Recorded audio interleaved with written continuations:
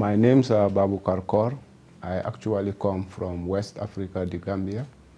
I work for our national water and electricity company called NAWEC. I actually came across Humanitarian Global in the internet, and I was really interested when I found they could do some training on water sanitation and hygiene. Actually, I was pleasantly surprised because when I came here, the training material, the lecture guide and everything was extremely beyond my expectation. Although it was very intensive and very, very tough. So every day I have to do a homework, which was really not easy. Closing at 5 o'clock and having to follow up with a homework wasn't very easy, but I think we have conquered it, and I am grateful. My expectations were met beyond imagination. The training was really detailed. The material and content were really wonderful, and I think everything was beyond my expectation. I've been given material, I've been given guidelines, and even this institution is trying to link me with people internationally who are interested in and doing what I am interested in doing also. My connection actually started when I flew into Kenya around 1 o'clock late at night. I found people of Humanitarian Global at the airport. These people were able to meet me at the airport, pick me up, and made me settle down late that night. And from there, I think it was just like a family. You know, everything went well. I really felt like home from home.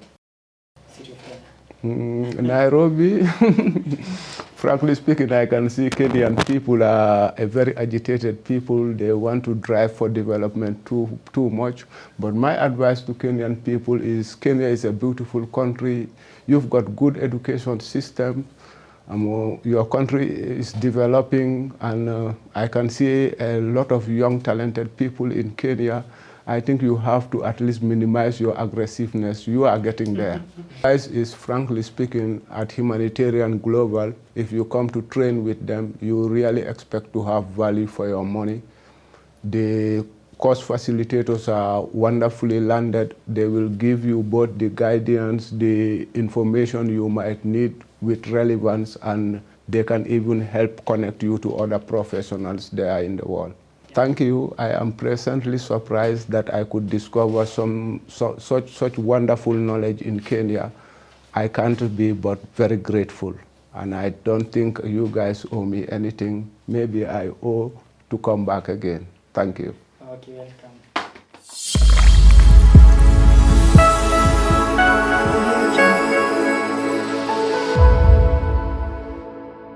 Ladies and gentlemen, thank you for joining us today. My name is Eric. We shall be starting in a few minutes just to allow some of us to join us. So kindly be patient and stay tuned. Ladies and gentlemen, welcome to this session. We have a meal webinar today brought to you by Humanitarian Global. My name is Eric, and I serve as the academic coordinator here at Humanitarian Global. And with me, I have two people. And one is Anthony, who is the academic registrar at Humanitarian Global, and I'd like to welcome him to say something. So Anthony, the floor is yours. Okay, thank you, Eric, and to all of our participants for joining our session today. So my name is Anthony Kuhi, once again, and welcome to the session today, where we're going to be having a very productive session on a meal. And before we go to the session, and I can see the facilitator for the day, she's very much ready to get started. And I also know you as our participants, you are also ready for the session. So before that, I would just like to briefly take you through on who is Humanitarian Global in terms of who we are as an institute. So that is what I want to focus on in a brief way before we can go to the main agenda for today.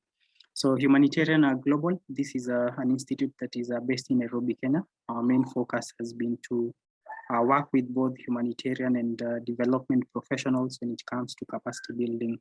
So that is what we focus on, and we provide learn on the go where we ensure that for our participants, they can always follow up with our training from the convenience of their gadgets, be it a mobile phone, be it a smart device that you have. So we support that mode of learning. We also do support our on-site training. This is where we can organize for physical training. You can even come over to Kenya. You can even come to your place. So always feel free to engage us when it comes to all these kind of training. So with that said, I would like to also just briefly take you through on the main motivation for all the activities that we engage in. And as you already know, you might be very familiar with the Sustainable Development Goals, the SDGs. And that is what drives us in terms of ensuring that how can we contribute to ensure that the world can get closer to these goals. So you can agree with me when it comes to capacity building.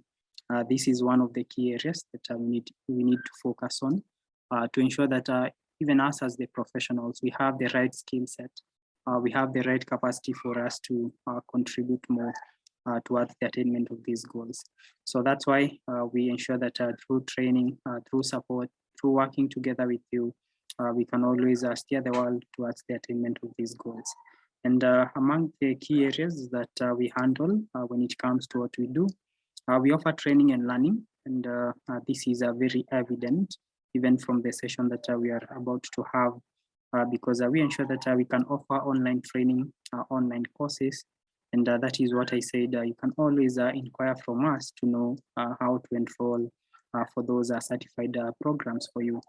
We also organize for webinars like the one that we're going to be having today.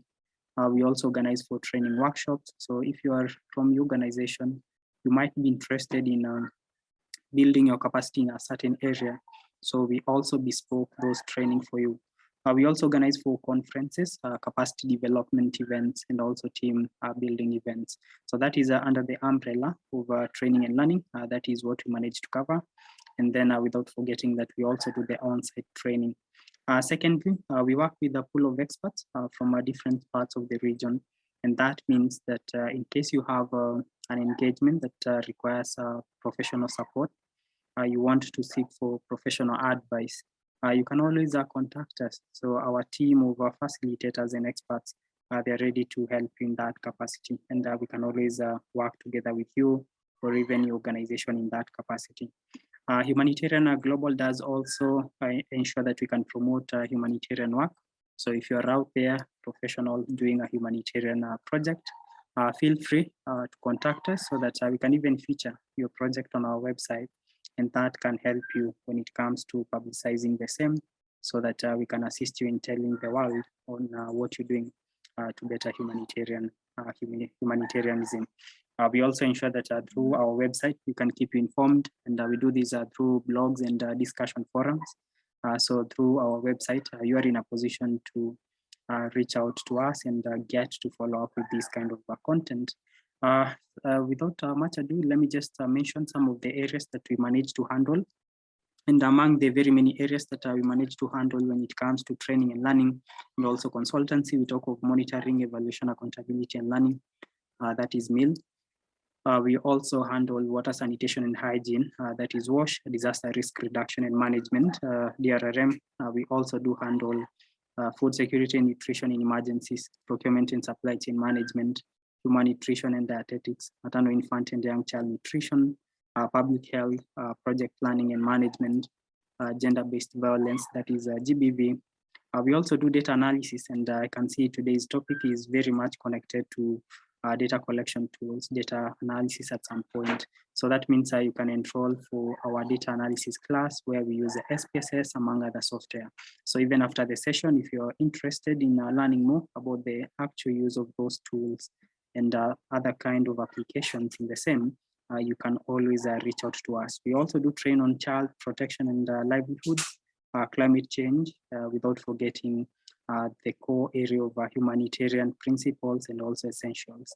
So that is just a list of some of the areas that we cover, but not limited to those areas, because we can always listen to you and make sure that you can come up with bespoke training programs for you.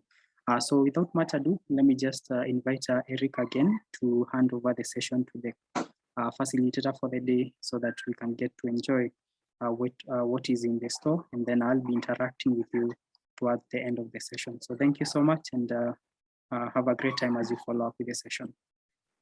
Thank you for that, Anthony. And next we have a facilitator for the day. Her name is Winnie. She will be doing a small introduction about herself. And just before we begin, just a few house rules. You can send your questions to the Q&A. That is questions concerning the Humanitarian Global as an organization, or questions concerning MIL, our webinar today. You are free to send them on the Q&A. And for those of us who are still writing on the chat, welcome. Stay tuned for our session today. I can see all your comments. Thank you. And hopefully we shall be answering most of your comments.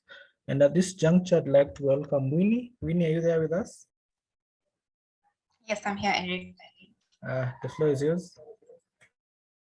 Thank you so much. Thank you so much, Eric and Anthony, and the entire Humanitarian Global team. My name is Winnie Moyer. I am a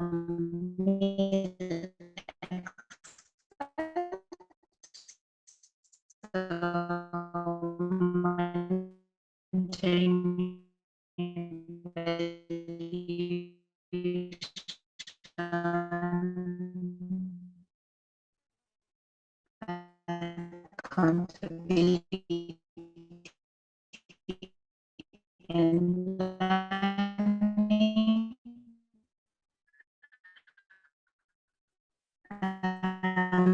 learning. Winnie, are you there with us? This field for over 7 years from all regions of the Horn of Africa, particularly engaging projects, humanitarian and emergency projects in Somalia and South Sudan. I've also covered projects in Yemen and Syria remotely tools today. And can you hear me? Hello? Hello? Hello, Hey, can you hear me? The audio is a bit bad today. We can't hear you well.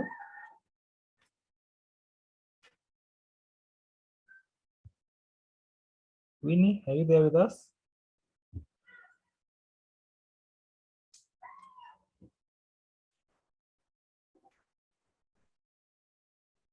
Hello, can you hear me now, Eric? Hey, Winnie, yes, I can hear you now. Okay, I hope this is Still not clear. Apologies for that. Is it better now? I can hear you well now. I think we can continue.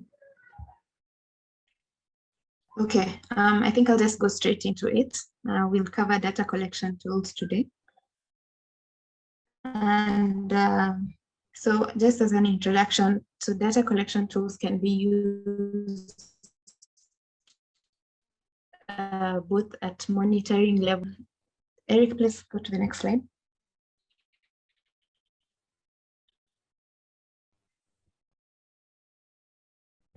Yes, so we'll cover these tools today. This is just some of the tools. We have more, but this is we have a survey, key informant interview, and yes, and how to plan and conduct data collection. Eric, can you please go to the next slide?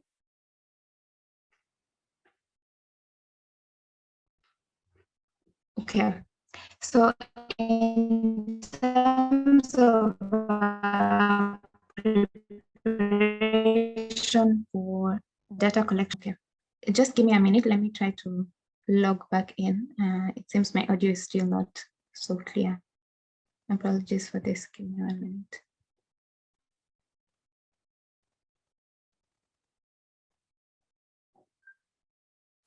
Okay, continue. So in terms of, we'll start with preparation for the data collection tools. So before that, you're supposed to go through your meal framework. At this point,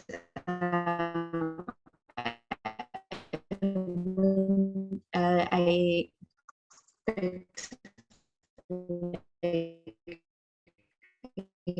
have at least some knowledge of guide you to actually see documents. You're really just going to focus on the indicators that are present, and you're going to look at how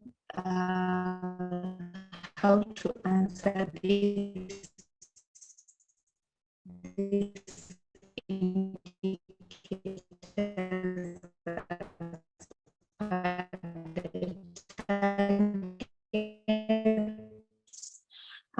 whether it's at baseline level or you're continuing to do more. So the different indicators, impact indicators and outcome indicators are mainly collected at the evaluate input indicators. So, that distribute food items, that is now kind of examples of activity level. Eric, please go back to the previous slide. Right. Eric, could you please go back to the previous slide?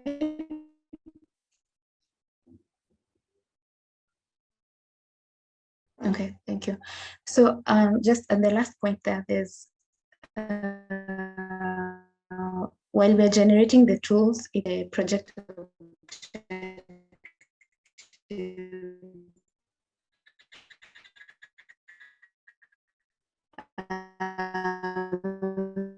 so as you're referring to this M&E framework, think about the project goal.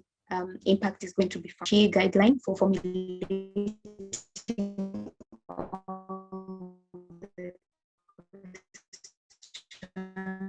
that fall under this. Okay, we can move to the next.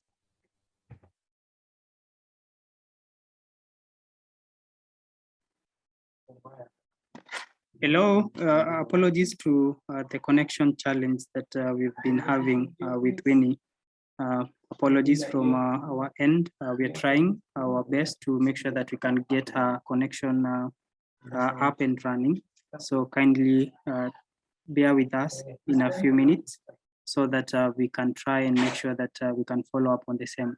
So please do try to bear with us for a few minutes, and then I will be back. Apologies for that.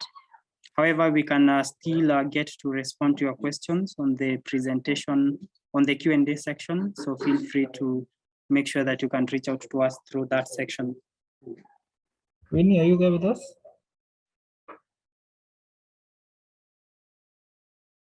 Hello, Winnie. Yes, I'm back. Yeah, the audio is still not clear.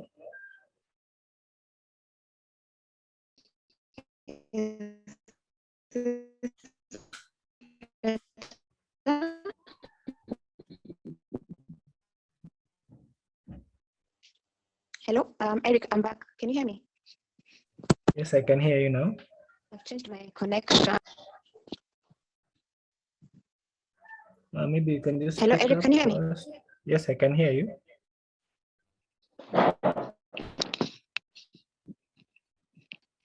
Great, okay. So in terms of preparation, again, as we continue, it's useful to segment the questions as per the different topics or objectives. So for example, if you're carrying out an evaluation, it's important to put in headings which are the evaluation questions. If not, you can use, there's the OECD criteria or the DAC criteria. So those are the relevance, efficiency, effectiveness, coherence, impact, sustainability. You can use those as subheadings because this will again help you. Hello. Hello? Sorry to interrupt. Yes. Yeah, now your connection is good, and thank you for the reconnection. A kind request, we can try just to pull it over again. We start from the beginning. We can start from the introduction because we were not able even to capture your bit of introduction. We just start afresh, then we continue. Oh, okay. Yeah. That's okay. Yeah, sure. I'm very sorry. Okay. Okay, it's okay, don't worry. Okay, great. Thank you everyone for joining. My name is Winnie Moyer. I am a monitoring, evaluation, and accountability and learning expert. I have over 7 years experience in this field. I have worked with NGOs directly as an implementing partner and also as a consultant. Currently, yes, a consultant. And yeah, so I'm very passionate about data collection tools. It's actually one of my favorite things in MIL. And yeah, welcome to the session. Okay, I think we can go to the agenda. Sorry, I'll just move a little bit fast just because I've taken some time, my connection was not so good.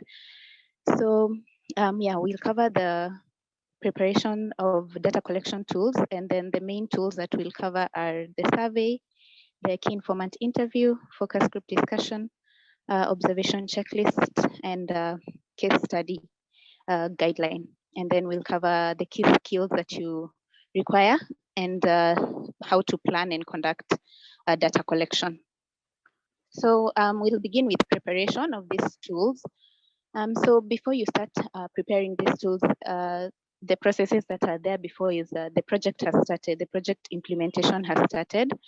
So whether it's an evaluation or a monitoring assignment, we have MIL documents in.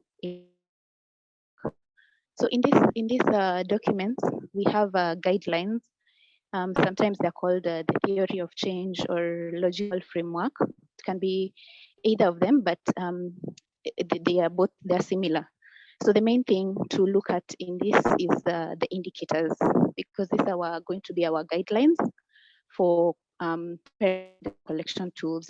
Because remember, we have to be very concise in the data collection that we are doing. We cannot ask, like 100 questions. We need to be precise. We also keep time when we are conducting this exercise, and we are respectful of also the people who we are collecting the data from. So from the indicators, we have different levels of indicators. I'll use the logical framework, so I don't have it here showing, but if you have one, you can just look from the bottom at input level, then go to outputs, and then outcomes, and finally we have the impact level indicators. So impact and outcome, which are the two top indicators usually, are collected at evaluation stage. So most of the time this is done by external evaluators. And yes, so that's their main focus. They can focus on also the outputs, but this the main thing that is focused on, especially at midline and at final evaluation stage, is the impact of the project. So that means they have to look at the bigger picture. Sorry, I hadn't finished that other slide. Let me just finish the last part. Yeah, so the output and the input are mainly at the monitoring visit level. So those are regular. You're checking activities. So for example, you can check the number of cereals that were distributed to a community, or the number of people who were trained. So that's the example of indicator at the input level. So again, remember, when you're looking at the M&E framework, you also think about the top line, so the key project objective, because all these indicators are also pointing towards the impact of the project. And remember, it's very important when you collect this data, you go back to the drawing board and you sit down with the team, the project team, and then see if you need to realign something, whether it's the M&E framework, whether it's how you're conducting your project, because the data has to be helpful at the end of the day. You're not collecting it for the sake of collecting it, and you need to make use of it. Okay, we can move to the next slide. Yeah, so it's also now very useful to segment these questions in your tools into different topics. So this can be objectives, whether it's evaluation, you can use evaluation questions as your key guideline.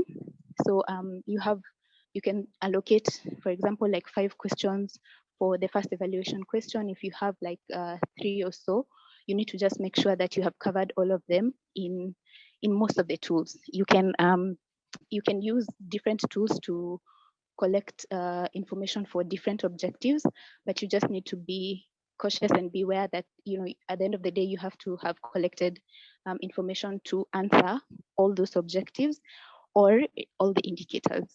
And then where possible and consent is given, you can also use audio tips as a backup. So this will help you with transcription.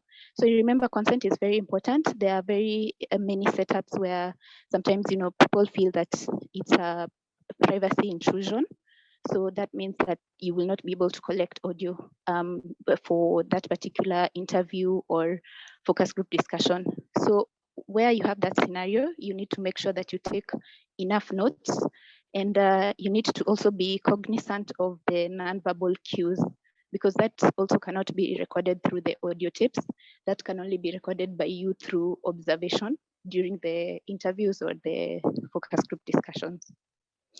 And then again, for evaluations, it's important to also ensure the client has an overview of the tools, because that gives you the final go ahead for, you know, collecting the data and making sure that, you know, you're all on the same page and they understand what you're going to collect.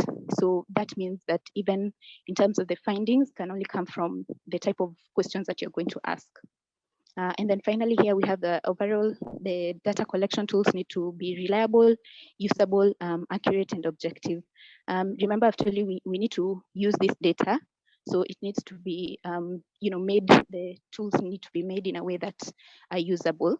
Reliability, again, is in the same regard. We need to be able to make sure, you know, we can use these same tools, especially for monitoring visits. You don't need to keep on changing the tools too much.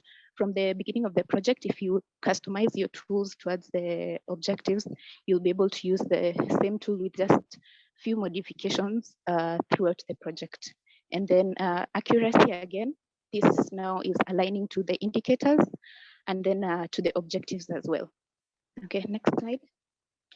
Yes, so general guidelines, as a rule of thumb, we need to ensure that face-to-face interviews don't take longer than 1 hour. Remember, you're taking someone's time out of their day. You know, maybe they're farmers, maybe they're teachers, maybe they're even if you know, they're students. It's you're asking them for feedback, and it's important to also respect what they're doing. So not to give them, you know, not to prolong this data collection. And then also remember, in humanitarian settings especially, we have a lot of other NGOs or other parties also collecting data from more or less the same communities. So that means they have some, they might have some fatigue. We call it feedback fatigue, beneficiary fatigue, sorry. So they might not give you even quality outputs because everyone has been bombarding them to ask them, you know, what do you think about this project? What do you recommend? You know, it could be, you know, week after week or month after month. And sometimes they don't differentiate these people, the people who are the donors and everyone. For you, because you work in the organization, you can do that, but it's not very easy for, you know, just the common mwananchi or the common beneficiary at the community level at a rural village. And then the next thing is not to ask leading questions. So leading questions are, for example, you can say, you didn't eat today, did you? So I've already assumed that you did not eat. And I'm here to collect data. For example, it's a food and food security project. But I'm supposed to ask, how many meals have you had? It may sound like it's leading, but you know, from there you can say 0 meals or 1 meal or 2 meals.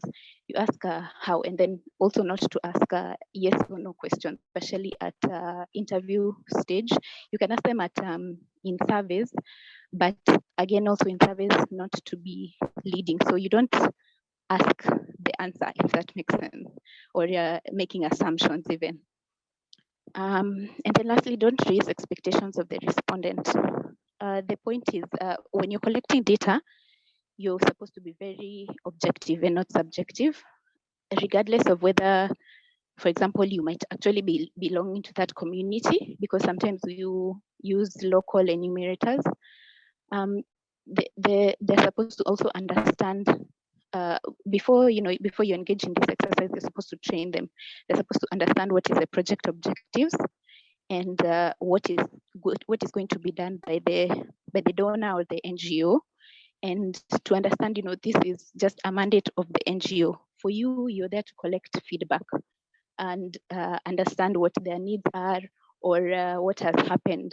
You're not there to promise them that we are going to come back and give you food or supplies. No, it's important not to give those promises, because at the end of the day, remember, these are humans. These are people who you'll interact with again when you go to the community and do another food distribution, or you may come back and ask them for more data a month down the line, or even a year down the line. So it's important to remember these things. Okay, I think we can move to the data collection tools now. Yes, so there are two main types. Excuse me. There's the quantitative tools and the qualitative tools. So quantitative, as the word quantitative means, is they're normally you can count. So the quantity. So they're normally surveys and observations. So they are normally closed-ended. That means that you have a selection of answers. So in a survey, you can have questions which are either yes or no, or questions which have a varied number of responses, but these responses they're set. There is ABCD, for example, there's only 4. So regardless of whether they can select one answer or multiple, they are closed-ended. Same with checklists. So checklists for observation, sometimes you have a mix of surveys, you can have a mix of closed and open-ended questions, but most of the time these two are regarded as closed-ended, because in a checklist, for example, you can go to a school and you check, is there running water, yes or no? Are there latrines, yes or no? Is the school painted, yes or no? Is there a fence, yes or no? etc. In terms of qualitative questions, tools, these are where you engage in more detail. So that means for a conversation with the respondent. So they're also, they give subjective answers, whereby there's more description of how the effectiveness of the program. You can seek for more feedback, more clarity on that you already collected through the survey and you want to go in depth into. So the informant interviews, there's the focus group discussions, and then we have the case studies. So we'll go through them in detail. We can move to the next slide, please. Yes, we'll start with the survey. The survey is a very common form of data collection. There are different types of surveys. For example, we have like a CAP survey. CAP is the Knowledge, Attitudes, and Perceptions survey. And then we have the panel surveys. I won't go through like in depth into the different types, but what we need to understand is, as I mentioned, these are closed-ended surveys, but they can be a mix. So, for example, we'll have an example in the next slide, but let me just describe for now first. We can use different modes to collect this data. So we can use we can go face-to-face. So sometimes those are called household surveys, where you go door to door. And then you can use a call center, so whereby you call the beneficiaries, for example, of a certain project, and you read out the survey and you can conduct it online. You can also use email or this like SurveyMonkey. There are all these platforms where you can lodge the survey and send this link to different people, and then they can access it. So to ensure, so it's important to ensure that we include socio-economic and demographic questions, especially for household questionnaires. So these questions are going to be common throughout, especially the different monitoring stages or evaluation stages. So these questions are, for example, how many children are in the household, how many adults are in the household, what is your highest level of education. Depending on the context, you can also ask on religion, and it's also a form to make sure that you have contacted the right people who are actually going to be, or who have been already supported by the project. Then the next thing to remember about these surveys, that it's important to code correctly. So coding is now where we have those yes or no, or the different choices that we have. So when you, for example, if you decide to use a Kobo Collect is also a common way to formulate these surveys. You have to make sure that you put in the data in a specific format. So that means that you have certain constraints, and when a certain question pops up, the choices that are there are relevant to the question. I hope that makes sense. So that means that some questions may not be relevant. So for example, if you ask me, what is my marital status, and you have the choices of single, married, widowed, divorced, then I can select single, and you ask me how many children do I have, and I say none. And then so after that, you cannot ask me what is the age of my oldest child. So that means I have to put in I have to put in a constraint to ensure that that question for what is the age of my oldest child does not pop up. But if I answered I have one child, you can ask me what is the age of my oldest child. So especially for Kobo, even for the rest of, especially the online ways to conduct surveys, it's important to make sure you've put in all those constraints. And also when you're formulating this survey, you put in the questions in a manner that makes sense. So that means that you start from, it's a chronological way. So you can start from the socio-economic and demographic questions. So to find out, more about, for example, me as a person, and then from there you can ask me what I have received from this project, and then you can ask me maybe you can start with what I needed first, and then what I received, and then you can ask now follow-up questions after that. So it needs to move in a certain rhythm, so that you don't come back to questions which you forgot you asked. And even when the people who are conducting this survey, they need to also follow how the questions are listed. And of course, they're asking the relevant questions to the person who is relevant as per now, how they answer. Okay, we can move to the next slide. Yeah, so here is it's an example of a survey. Maybe if you can't see clearly, I'll read it for you. So this is the socioeconomic and demographic characteristics that I was talking about. So this is the first section. You can see the questions are coded A1, A2, A3. So A is the first section of this particular survey. And then you can have section B, for example, can be about the food crops that you have received. And then part C can be about health, depending, because you also have some multi-sectoral projects. And you need to include each of them. And remember when I talked about the headings, they help you and they guide you to make sure that you've also talked about all the project objectives or the indicators. So the first question here, so firstly, this survey it's from Somalia.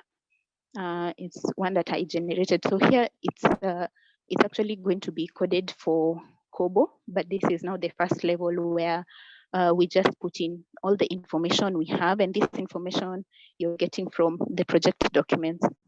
So we talk about the region or the state that the person is in. Here we only had one region that we are targeting, so it was only one, and then the districts are now two. So the person can select either choice 1 or choice 2, and then the different villages. So it's important to also make sure you've put in the correct spelling, because sometimes some areas have two different places with almost similar spellings. So make sure the spelling is supposed to be as per what is used in the project documents. It could be different at the field level, but it needs to have a common understanding, because remember, when this data is also analyzed and translated into findings and a report, it's going to go to external partners. But then all these donors are also, they use a certain format or way to call all these areas. So you list now all the villages there, and then A4, we have the name of the respondent. As you can see there are no choices. There they have to put in what is their name. So this is now an example of how you can put in a mix of closed-ended and open-ended in a survey. And then we have the gender of the respondent. We only have the 2 selections, 1 or 2, and then the age, which are now classified as that. Then the A7 is the family size or the household size, where we differentiate between women, adults, girls, those are below 18 years. So it's very important also to make sure that you have you use the common terminologies.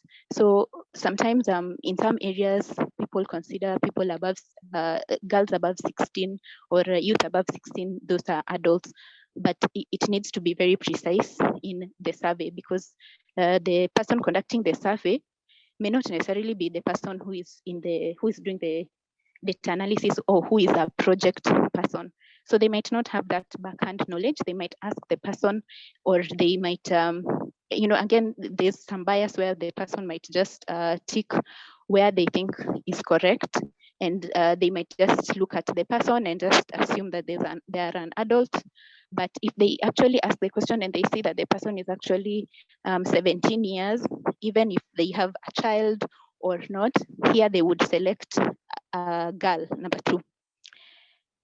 Okay, and then we have the marital status. We have the different choices there. Then you just select one. So in all of this, actually, it's important to make sure that you understand that you're only selecting one out of the various choices. So for example, like in the marital status, you cannot be married and single at the same time, or you cannot be divorced and a widow. Like you need to select one, like the most appropriate choice.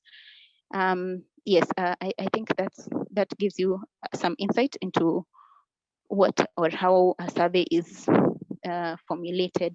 We can move on to the next slide. Thank you. Okay, so we'll go into the qualitative tools. So this is a key informant interview. A key informant interview is usually conducted one-on-one with the respondent. So the respondent can be anyone who you've identified, using whichever sampling strategy that you have used. And this is the person who is going to give you the information. So when you're formulating this key informant interview tool, each respondent's interview tool should be customized.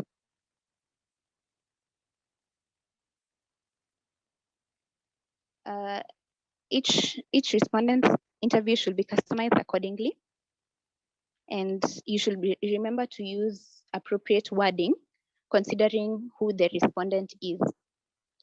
So that means that, for example, if you have a project, TVET project, so it's an education project, and you're going to interview different stakeholders. So that means you need to customize your tool. If you're talking to a trainee, you need to customize the tool to a trainee. If you're talking to a ministry authority, you need to customize it to the ministry authority. So it's according to the respondent. And then you need to consider age as well, gender and technical expertise. So that means especially in terms of the wording that you're going to use. So for example, if you're talking to a technical person, they understand some acronyms or more about how the project was conducted. But if you're talking to, for example, just a trainee or someone who is just a graduate of that institution, they might not understand the details of, for example, how the project was formed. And so it's important to keep that in mind when you're customizing it. That being said, I always believe that it's important to always keep tools very simple. So that means that they need to be understood by anyone at any level, because it's an in-depth conversation, but it needs to flow. Because remember, as I've told you, sometimes the person who is conducting the interview is not a project person and is not, they don't have the technical background. And then also the tools also should be made in a way that anyone can come and collect that data and then give it to the next person to do the analysis, which often happens whether at evaluation stage or monitoring stage. That is now using the enumerators or other data collectors who are external. Okay, so you also need to think about asking similar questions to different stakeholders, which we often call triangulation in M&E. So that means that you're checking for consistency of responses, or you're checking to what level, for example, different stakeholders have been engaged.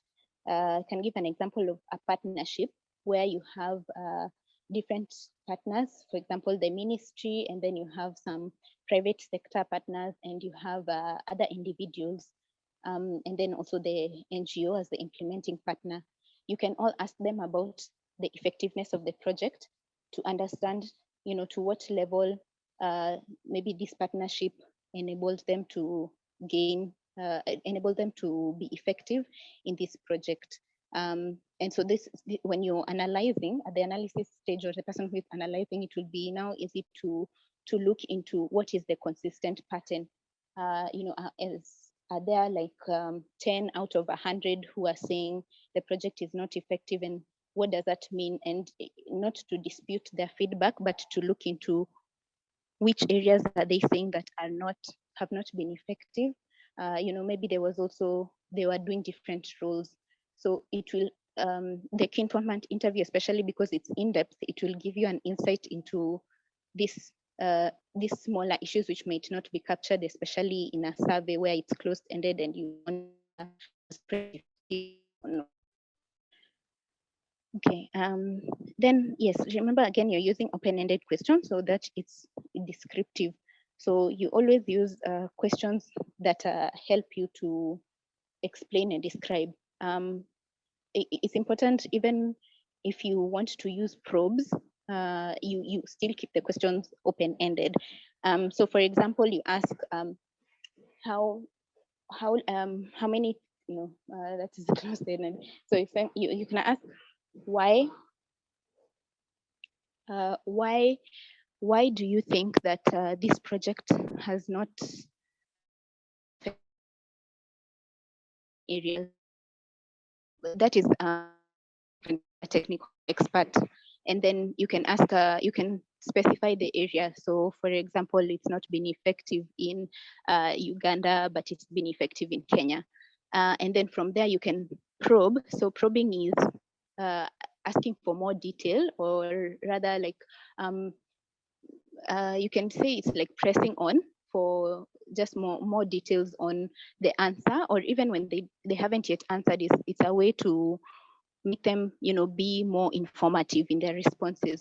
So when you're probing, you can ask, you can use terms such as, please explain to me why, or describe the reasons why, or, so such words can really help someone to give more detail, because there are times when either a person can be reluctant to answer and they can just give you one-liner or like even just a very short summary. But the point of the interview is to get as much detail as you can, because these are the people who have been engaged in this project in one way or another. So they are very key.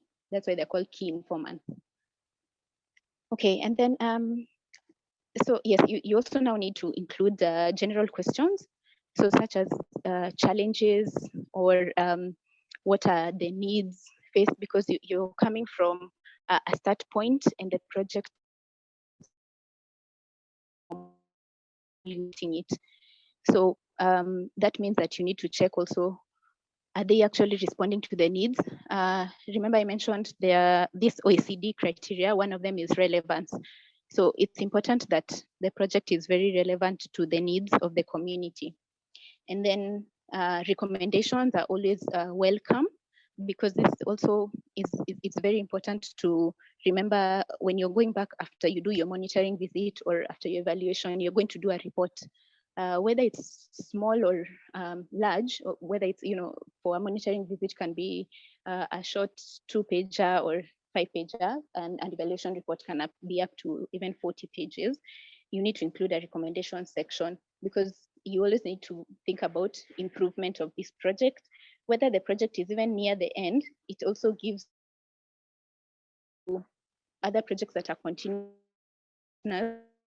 have interests to fund this project in maybe the next few months or next year. So asking for recommendations is very important. And remember, don't come with your bias. So don't feel like you can't ask even a child for recommendations. You can ask them, you don't have to use the term recommendations.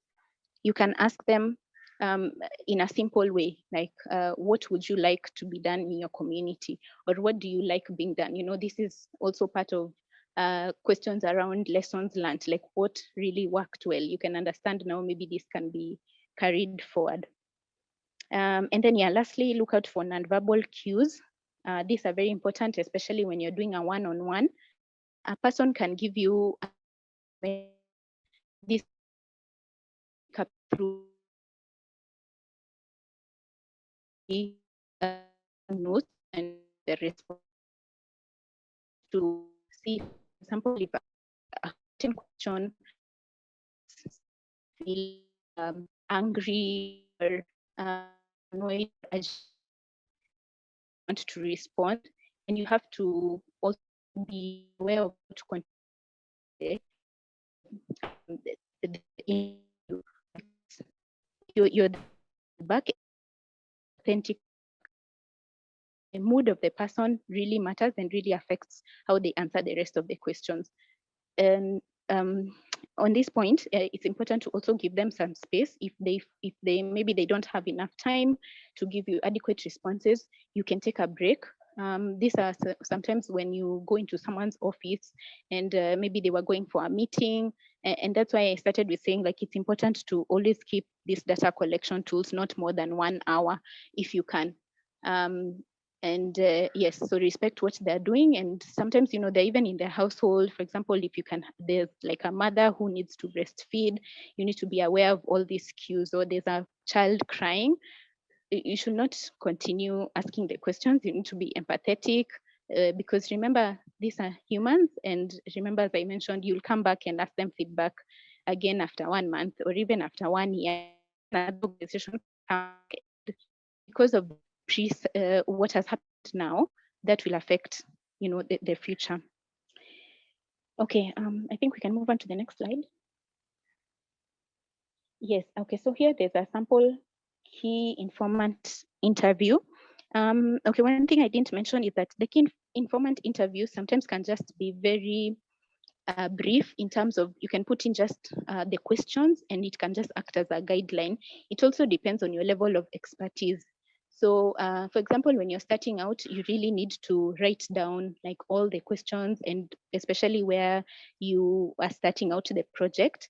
But if you're well versed with the the environment, the community, and you understand the project well, you can also just have a guideline of questions or topics, and then you can do an informal interview and just make sure you have transcribed or written those notes after the interview that you have conducted. So for this example, the questions are well elaborated, and there you can see their spaces for the responses.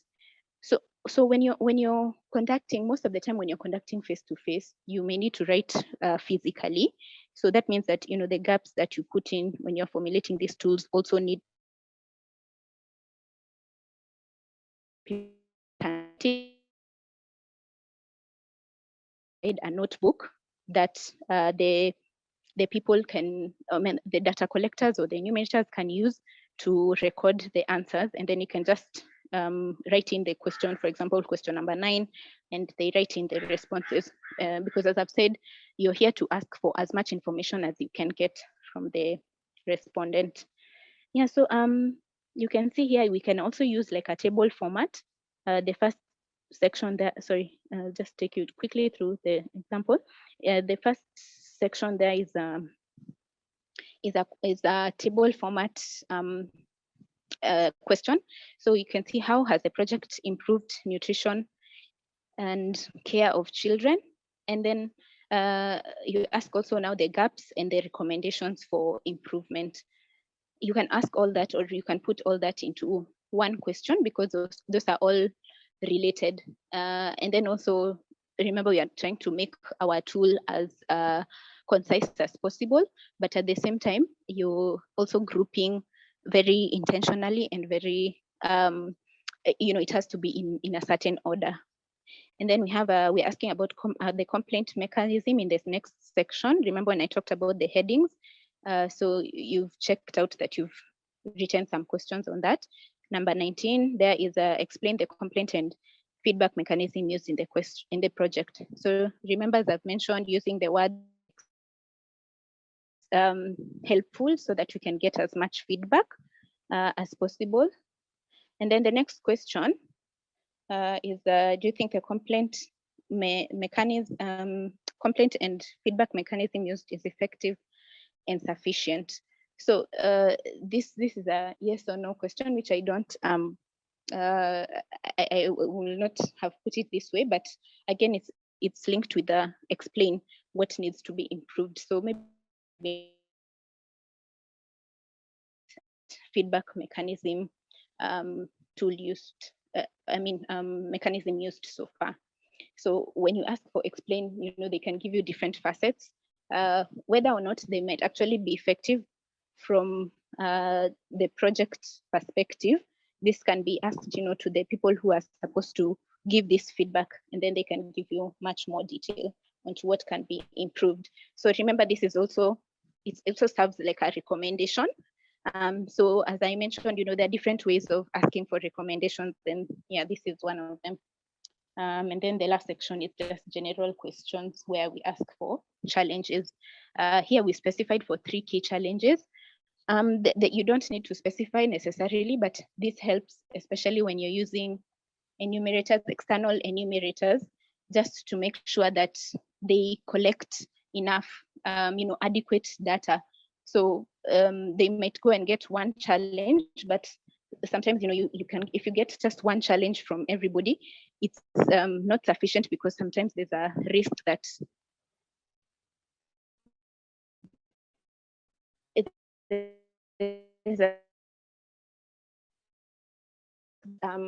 the same challenge can be repeated. Okay, let's move to the next slide. Focus group discussions. Yeah, so this is again another qualitative tool that is often used for both monitoring and evaluation. It's conducted by at least 2 people. So that means 2 facilitators. So one person is supposed to be engaging the respondents or the participants, and the other person should be taking notes. So when you're engaging because it's a group, yeah, the group should again be about 6 to 8 people. As a rule of thumb, usually we try not to have more than 12 people.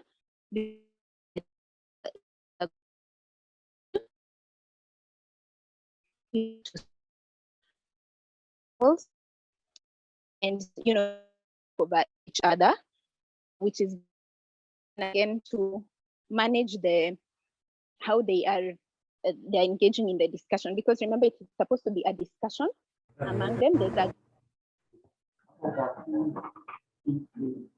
hello. Hello, Winnie, you may continue. Oh, okay. Yes, so I was just mentioning that it's important to keep the group controllable. So about 6 to 8 people is usually ideal. But if you need to increase the number, please do not try not to have over 12 people, because you'll have people there's always in each group dynamic. There are people who will give more feedback than others, or they might talk over others and not give everybody an adequate chance. And so that means for you as the facilitator, it's quite challenging to make sure that you've also prodded the people who seem not to they seem not to want to give feedback, but sometimes it's only because as we are all human, we have different behaviors, and they might just be a bit shy, or they might not want to talk about a certain topic. Again, this is also important to look out now for those verbal cues, because when you see someone who is having their head down, not engaging with the group, they might also have some personal issues, but they might just be needed to be asked directly. So in this regard, you just you can ask them directly, like what is their opinion, or what can they add to something. Or you can even identify these people and decide to have a key informant interview with them, depending on the context and also the availability of resources. Again, it's important to remember for focus group discussions, in most contexts, if not all, you need to also be aware of how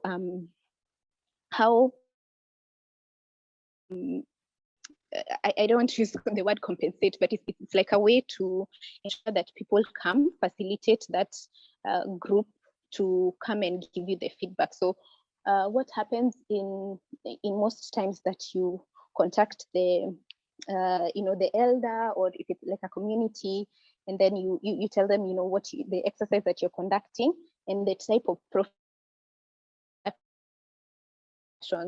and then because of the time that they take, it's important to also, you can give them some water, provide for them some water or a snack.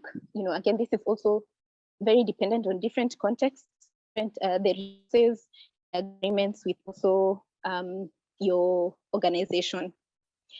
So that will also be part of I want to say, quote unquote, the morale of the participation, because someone is taking the time off their work or their day-to-day life to give you feedback which you're going to use to help them. Yeah, I think we can move to the next slide.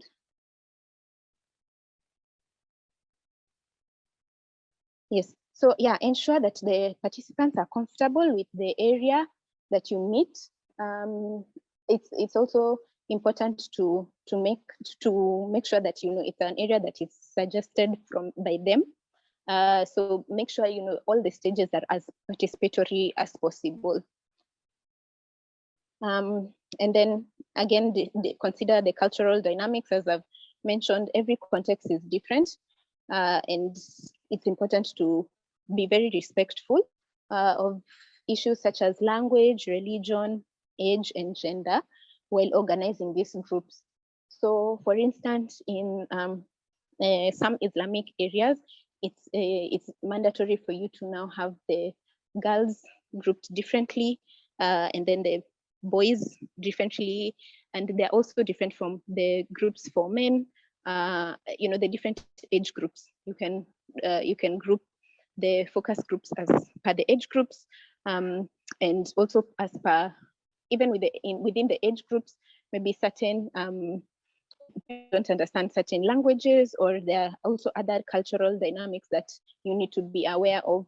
And also remember, this is an area that you're working in, so you need to have also been aware of this when you're doing your implementation.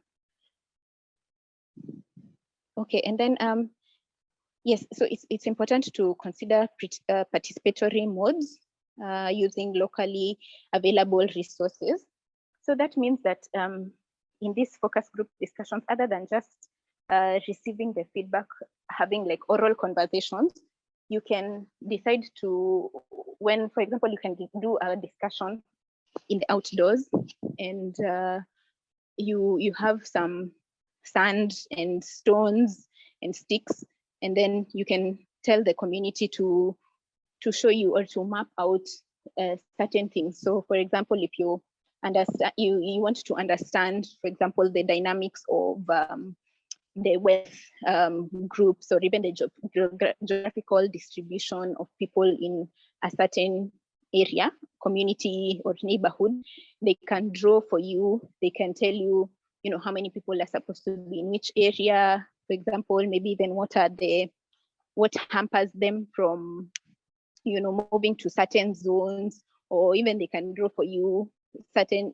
such as the places where they go to fetch water, you know, and such things. So you can find a way to use, even in you know, a modern setting. You can use cue cards, or you can use just printed out papers which are drawn certain things. So for example, like a smiley face or a sad face, and then you can see to, you know, to what extent do people resonate with different different emotions. So this is especially, you can use this in context for children. I've conducted a focus group discussion with children, and it was, you know, the more interactive it is with children, remember, the better the output is going to be.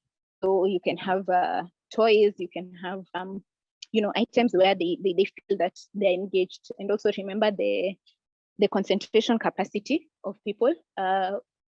For sure now focus groups will go beyond 1 hour, but it's important to not prolong it. But the more interactive it is, again, the more feedback that you will also receive. And then lastly, just remember not to ask sensitive questions in group forums. So this should be kept for one-on-one, which are now the key informant interviews. Because now, again, as we have talked about the non-verbal cues, someone might not be comfortable and they might close up and not communicate further after, you know, you ask certain questions. So dynamics, you need to understand what is sensitive in what context. Okay, we can go to the next slide to show the example. Yes, so here is an example. So this the focus group tool is actually just a guideline, and then everything will be noted down with using you know, the person who is taking the notes. So as you can see, there are certain questions I want to go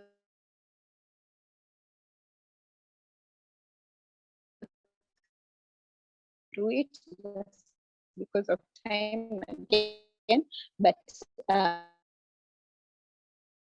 for you to understand how to sorry, yes, I just mentioned that. Yeah, I just mentioned that it's important to just have this as a guide, but essentially you're going to write down all the responses using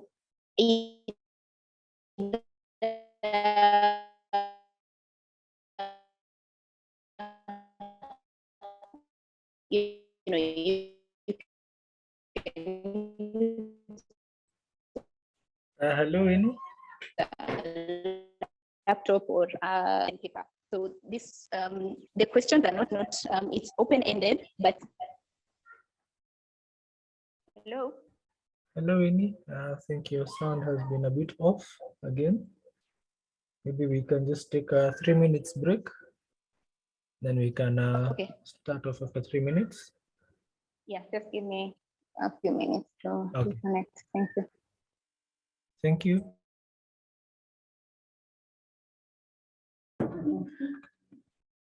I can still see a few questions in the Q&A. I'll still encourage you to keep sending them. Our facilitator will be answering them in a few. So let's just take a short break. Maybe you can have a sip of water as we come back to our second part of the session, and we continue.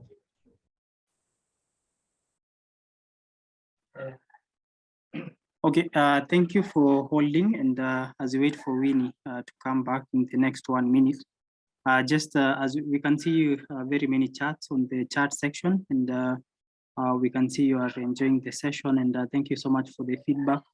Just some quick message here from us. We already have your contact details, that is the email address, so don't worry, as long as you are part of the event, that means we already have your email, and we're going to send all the materials to you. That is the video, the recorded version of the session, and also the course notes, the PDF presentation slides. So you're going to have them, so you don't have to worry. No need for you to keep on resending the same email. We already have it. And then also, I can see we have very many inquiries on how you can further your training on these, considering the questions also on the Q&A, which we're going to be tackling in a few. Most of you asking how they can get to enroll for our programs. So on the chat section, we have given you the options on how you can reach out to us. So we have given our WhatsApp number. So anytime that you want to engage us there, feel free to do so. We have also given you the email address, that is info@humanitarianglobal.com. So let's just keep on the chat section for questions and also other information. But for your contact details, that is the email, we already have it.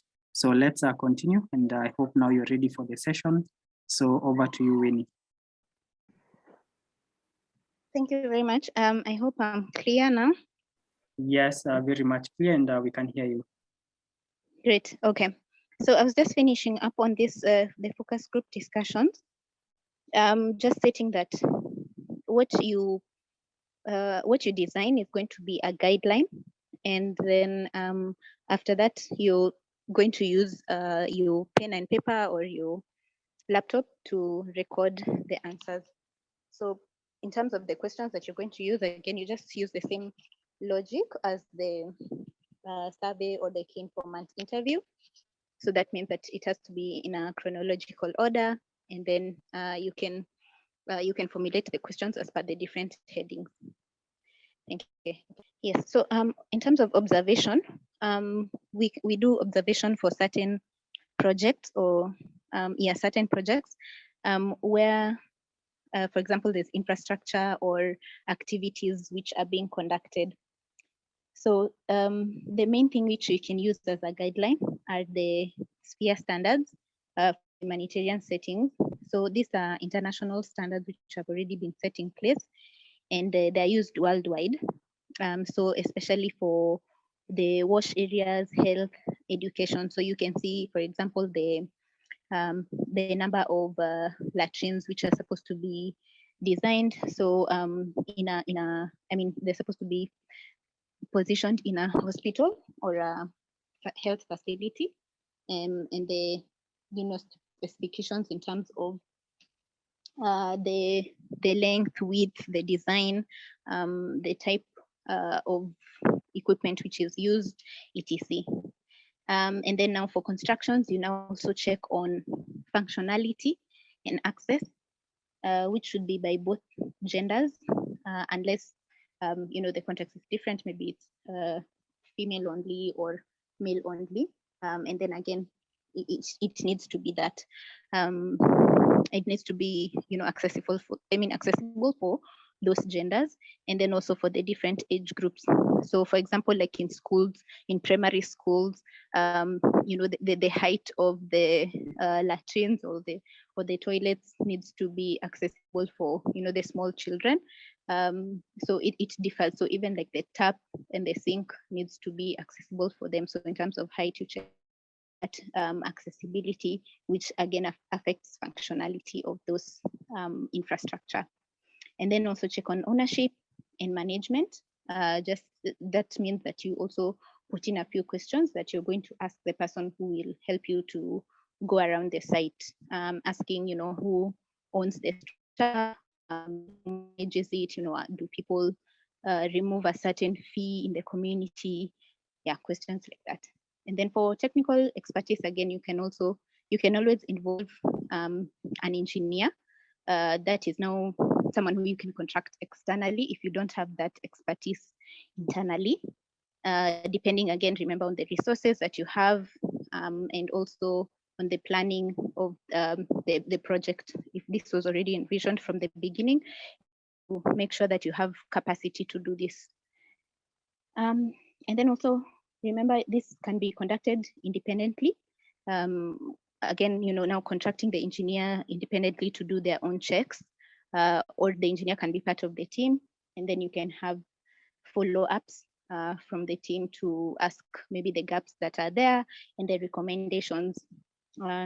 It's always also important to incorporate feedback from the local community who are there now, who are accessing and using the facility, because they're the ones who are best placed to tell you what they need, because they will only use the facility if that their needs are actually met.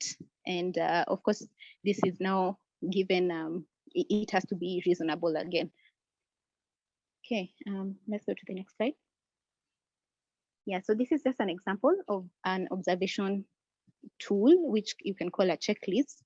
But you can see now it also has, this particular one has open-ended questions where you can ask, for example, number 3 there is asking, where are the people going from and where are they going? So this is when you're observing like a road, it can be a road which has been redone by the project or even by the community through those cash for work mechanisms. And then, to understand also, the area, the context, it's important to ask such questions. Then the rest of the questions there are quite straightforward, where some are like yes or no, the road tarmac, yes or no. So it's something that you can observe. You need to be on the site, and it's important for you to record what is seen, not what is expected, or not what is projected, if that makes sense. Okay, we can go to the next slide. Hello, can you hear me? Yes, we can hear you, Winnie. Oh, okay. I just cannot see the presentation. I'm not sure what has happened. Winnie, are you there with us? Yes, I'm just having trouble to seeing the presentation. I'm not sure if it's from my end. Okay, let me reshare it again. Okay, it's okay. Now I can see it. Sorry. Okay, okay. Okay, the case study. Okay, so let's go through the case study shortly. So it's a quite straightforward tool, and you can link it. It's very closely related to a key informant interview. The only difference is that to give you the information are now going to be very purposely selected, because here you're looking for a story. Sometimes some forms of case studies are like success stories. So you can, especially the press, the media is, they use this approach a lot. So they go to one person and ask their storyline, like in terms of where they were before the project, where they are now, how they've been supported, what has changed in their lives or the lives of the people who they're within their household.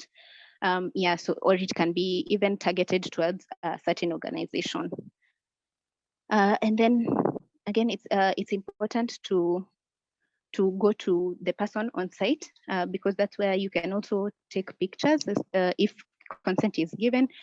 For example, if it's someone who has received cash and they have opened up a shop, you can take a picture of the person with the background of the shop, just to bring insight on, it's more like a success story where you're talking about what has happened to this particular. So for this particular tool, we answer the questions how or why. We provide context on the response, or rather, the support that they have received, how they've received it, and why they feel that their lives have changed because of, whether it's because of the project or other reasons. They can give you more insight into that. So it's again focused on now the outcome and the processes. So in terms of outcome, is the community better or worse because of a certain project implementation? and how has this been achieved, or how are the results been achieved? So really diving deep into asking those how and why questions. Okay, let's move to the next slide. Yeah, so this is an example of some case study questions which you can ask, and it's important to have a lot of probing in this because you get a lot of data, and then you can make it more concise when you're now making the case study, the final presentation of the case study. Because again, now the difference of this case study tool is that you present it almost as is, as per the information that you have gathered to, whether you're going to present it to, whether in a report format or if it's going to be printed, etc. So it's important to make sure, your questions are also quite, they everything you need to cover. So for example, this one is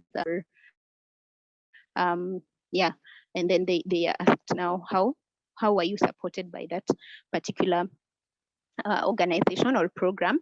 And here you need to really be specific, like if they received cash, let them tell you how much cash they received, how often they received that cash, was that cash sufficient, what did they use that cash for, so they can break it down to you in terms of either percentages or even the actual amount that they used for the different things that they used it for, because this will help you now formulate that story for the case study.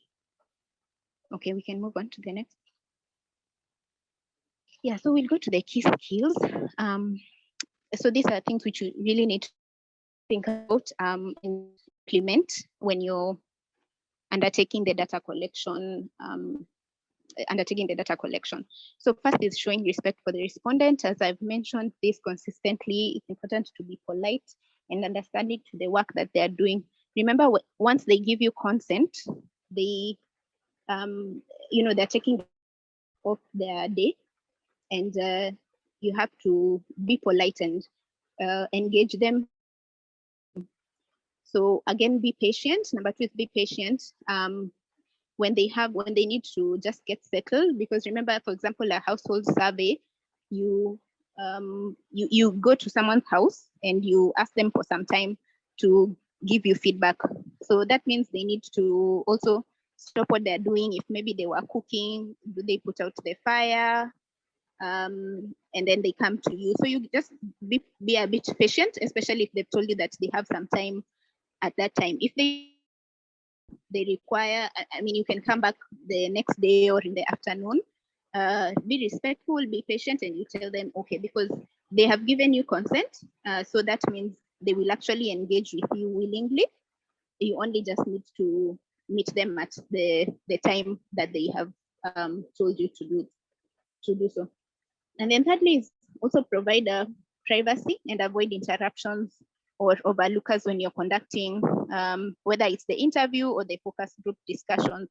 So just beware of the surroundings, understand, what is taking place in the community. So if there is a campaign at the behind the scenes, like, it's important to make sure all that noise is not captured. Because remember also, you're going to use audio tapes, and even without the audio tapes, people may be distracted, and they may feel like, okay, they may need to go, or they need to be present in other different setup, because it's neighboring, and it's calling them, it's inviting, or you can have even an atmosphere where there is a lot of noise, whether it's from a neighbor in terms of music. Also, you need to ask them if they are comfortable to move to a different place where it's private, but they need to be comfortable at the end of the day. And then number 4 is active listening.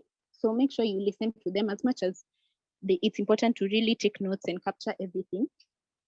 You need to make sure that you listen to them, and when you're asking the questions,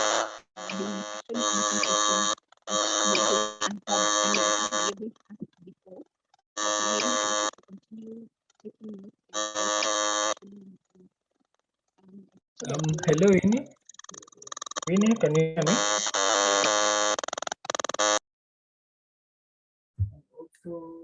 Hello, Winnie.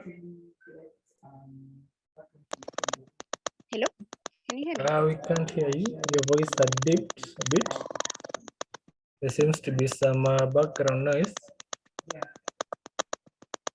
Hey, Eric, can you hear me? Yeah, I can hear you now.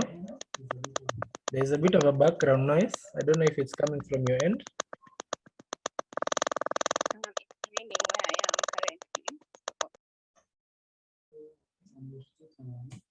currently. Winnie, are you still there with us?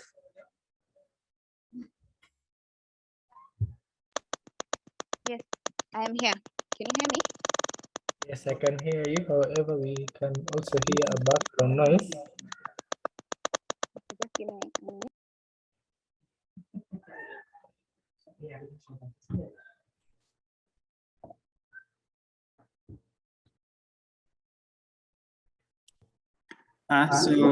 Thank you for the continued session, and Winnie is trying to just sort something small. But when it comes to the questions, just as a kind request, try to put the questions on the question and answer section, so that we can hear, we can see the questions on the Q&A section. So once you send the questions on the chat, they tend to be pushed up by other new communication or maybe other new messages. And that means we would end up missing out on your question. So as a kind request, your questions, just try to channel them on the Q&A section, and that would be okay. So I hope Winnie, you're ready, and let's continue. Yes, hello, is that better? Okay, that is better now. Okay, great. So I was just on the last point on active listening. It's important to make sure that you listen as you continue writing down your notes, because sometimes the respondent may actually give you responses for the next questions before asking them. And it's important to not keep on, probing them on the same questions. Okay, we can go to the next slide.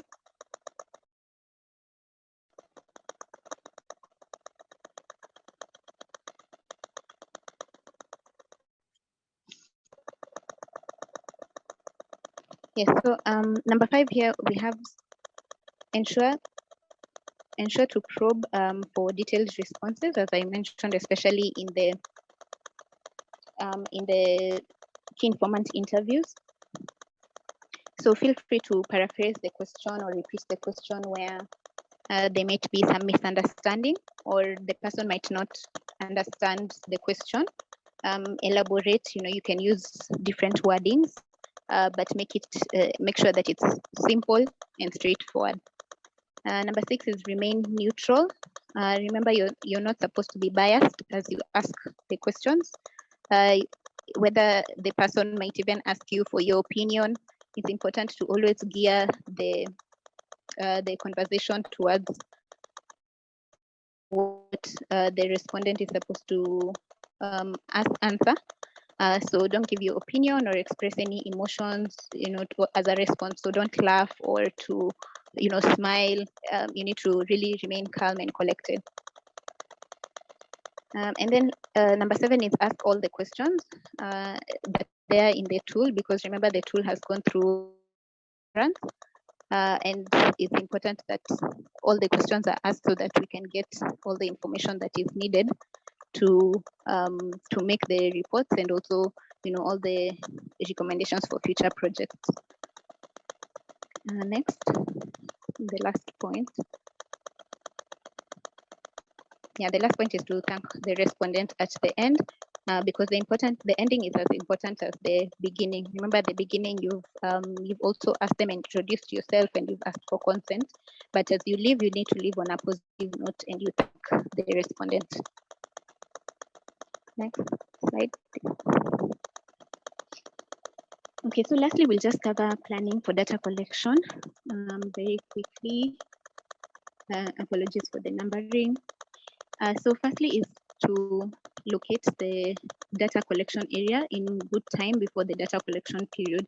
You don't want to be in an instance where you're you're going to the area for the first time and you don't even understand maybe the logistical issues that may be there. Maybe it's raining, maybe the road has been eroded and you cannot reach the households that you're going to conduct a survey for.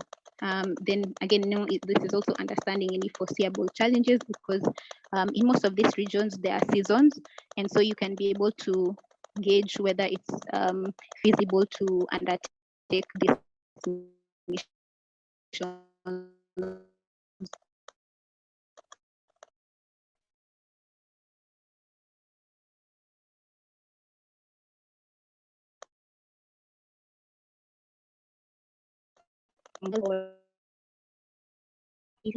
It's very important to have the permissions, and this can be both when you're accessing the oral. So this can be now from the people who are in charge of institutions, especially. And then next, you need to train your enumerators or the data collectors in the instances where you are not the person who is collecting the data. So that means that it's not the project officer or assistant. And then next, we have to make sure that you have your data collection plan in place, so that you have that as your guiding tool, especially when you're using enumerators and data collectors. So they need to make sure that they have collected the data in totality. Remember those the characteristics of data. We need to make sure that it's complete. That's one of the characteristics, that if we have set out to interview 5 key informant interviews, all the 5 need to have been they need to be contacted, and then you can use that as your tick, as your checklist, and then also conduct pre-testing of all tools. So pre-testing is whereby after you've already generated the tools with your data collectors, or even if the project officers or assistant, you have a meeting with everyone, and it's a training actually, that you go through what the project is about, what the objectives of the project are, and then they understand. You go through all the tools that you have made. That means question by question, they need to understand, so that when they're asking the respondents, they're asking the right thing. And then they go into the field for, can be 1 day, half a day, depending on the different contexts, and they actually ask a sample of people just randomly. They go through, because it's important to make. You can imagine you have gone through the training and then you've not tested the tool, and then you just go straight into the data collection. Then you end up finding out that there was an error with the coding in the survey, and maybe the survey does not continue from a certain point. So all this can be ironed out at the pre-testing stage. Okay, we can move to the next slide. Yeah, so now going into data collection. As I've mentioned before, it's always important to ask for consent. It can be verbal or written or both, depending on the project. Sometimes like health projects are very sensitive, or research projects. So this needs to be expressly written down. But in scenarios where, for example, you're going to interviews or surveys with people who are illiterate, you can say that a verbal consent was given after you've already told them what the feedback is going to be used for, and ensure to emphasize that they're going to be anonymous in terms of the report writing. So their names should not appear anywhere. That needs to be emphasized.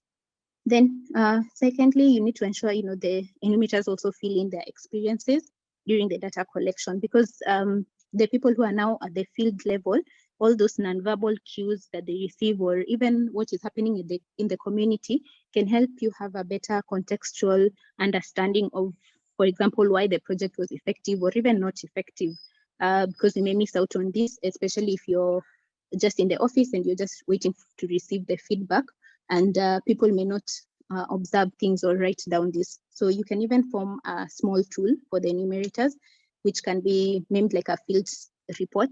They can write down all the challenges that they have faced, and then they give you also their perceptions of the project, because they also have some sort of understanding, especially when you're using local enumerators, so people from the local communities. They can also give you some feedback which you can help to understand. You might not necessarily use it in the report, but it helps you to just understand, you know, why the project is ongoing at a certain pace, or it's maybe performing better in certain villages than others. Okay, then next slide. Yeah, and then when handling like difficult situations, so for example, one, if the respondent is reluctant to participate, we talked about understanding and being patient with them. You need to explain to them, you know, maybe the purpose of the study, and then maybe from there, if they understand, it's going to come back and help them. Whether it's you're not promising that it's going to help them, but you're just helping them realize that these reports are going to be fed back to the donors who really also have other projects ongoing, and that means that the feedback that they're receiving, I mean, they're giving you, is very important. And then secondly, is also, if maybe the issue is confidentiality, you need to reassure them. As I mentioned, just make sure anonymity is one of the things that is expressly mentioned, that you know, you're not going to write their names, or their names are not going to appear anywhere. They need to feel safe when they're giving you this information. And lastly, if timing is an issue, you go according to their time, and if all fails, you just thank them, and then you can move on to another willing participant. Then secondly, if the respondent seems to be bored, remember when I was talking about engaging them, especially during focus group discussions, you need to acknowledge this and see maybe they're preoccupied because of certain person going on, whether you can see those issues at the, you know, at the household level. Maybe they've been interrupted, there's something going on in a different room. You know, you need to reassure the respondent, you know, of the questions that are left. If it's just at the beginning, also you need to tell them expressly how much time that it will take, and then you know, you can gauge whether this is going to be fruitful or not, because you also need to be very, you know, actively listening and looking out for those nonverbal cues. Lastly, when the respondent is too talkative, don't interrupt. You still need to listen. But you need to steer the conversation always back to the objectives. Remember, we have those indicators in our meal framework that we are going to answer to, and you need to stick to them and be objective. So just be positive, and then be friendly, and make sure that you have just steered them gently back to the topic or the questions at hand. Okay, next. Yeah, so lastly, just remember that the quality of the report is as good as the data that you collect. So quality is more important than quantity. So that means that the feedback that you're seeking, as I've said, the guidelines are ask all the questions, you know, when you understand also the context, and you're very, you know, you use what you have, the knowledge that you have as a data collector beforehand, not to assume, but openly, you're able to receive more than you, all the data of good quality, than rather having, you know, even 500 responses, but they're not complete, or they don't answer to the questions. And then, as I've mentioned so many times, respondents are human, and you come back to them again, or even if you don't, it's just important as a best practice. As a humanitarian, you know, you're supposed to do no harm. So make sure you're also polite and you engage them in a positive manner. And first impressions matter. Introduce yourself politely. Remember, you're there because of a certain institution or organization, and your reputation is going to change maybe their notion or their perception of those companies or organizations. And then it's easy to also insert your respondent's bias as those like assumptions or asking leading questions, because you feel that you already know, but that should not be your that's not the knowledge that you should come with. You should come with an open mind to learn and engage these people in feedback. And then, yeah, practice makes perfect, definitely. The more you collect data, the more you're able to, you know, do better the next time. The more you engage in surveys, the more you're better placed to see, okay, what fits best for which scenario, and how the questions are ordered, and how to yeah, seek for more feedback or even more quality feedback.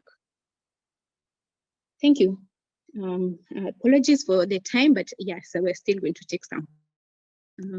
Eric, maybe you can guide me there. Thank you, Winnie, for the presentation. And again, we apologize for the audio issues we had today. I think, Winnie, if I may direct you to the Q&A section. I think we have a few questions here and there. Okay. I'm not going in any order. That's the way it come in. So there's an anonymous attendee asking, apart from using ODK or COLS form for designing survey, is there any other simple online tool design? Okay. Firstly, I need to mention, other than looking for simplicity, it's very important to remember data is sensitive. I think I forgot to really highlight this. Data is very sensitive. Remember, there are issues of anonymity that people are looking to. So the reason why this ODK and COBO are used is because they have been proven, especially being used by humanitarian organizations, that they have been safe, and the data is able to be collected in the different servers, whether it's for a consultancy or the organization, so the implementing partner. These are the ones which I've interacted with, especially for large groups of data. I'm sure there are others, but yeah, I think it's important to just think about also the safety. Okay, Ismail Hada is asking, I wanted to know why humanitarian agencies prefer to make assessment while people are dying due to famine. Okay, Ismail, it's important to remember that before you do a project, you need to assess the needs. Remember, as I said, you cannot come into a context with preconceived notions and understanding that just because there's a famine. I think if you work in a humanitarian organization, especially, there has been a move from giving food to actually giving cash, whereby you may provide this food and then they don't have a place to store it and it may go bad. But if you give them cash, they're able to be a little bit more resilient, and they can choose to use the cash to buy different things. So again, the needs that they have also may be diverse, and then you might have donors who are also not willing to give the money before they understand the needs, which is very important. So it's sometimes it comes from different avenues, but it's also a very important way of working. And as much as, yes, it's an emergency, there are ways to do it rapidly. So there are things called rapid needs assessment, which are usually straight to the point, and they can be able to receive the data very instantaneously. So sometimes even in a matter of a day or two, and that's important to start the project and be very aligned to the needs. Because without that, remember, you will give them food and maybe they need something different. Okay, Celestine Chime, sorry, I'm not sure how to pronounce that. So ask about the point that outcomes cannot be measured during monitoring visits. Isn't it possible that if there is a project which is, say, 3 years long, focuses on MSMEs, business growth, we can measure outcomes, let's say, on a 6-month rolling period after intervention has been done? Yes, I didn't say that they cannot be measured during monitoring visits. I just said more predominantly, it's the focus is normally on the inputs and the outputs for monitoring visits. And then you have the evaluations, which can come in and now capture what the impact, because the impact, remember, cannot even be measured at 6 months or even that 3 year. It can be after the project is when you can measure the impact, but outcomes can be measured by the monitoring visits after that duration. So here you say 6-month rolling period. I think it's possible, but it's very important to also not overlook those output indicators, because the monitoring visits are the ones which are really going to guide the project to change more faster than the evaluation reports, which are only done at the midterm and at the end term, or and at the beginning. Okay.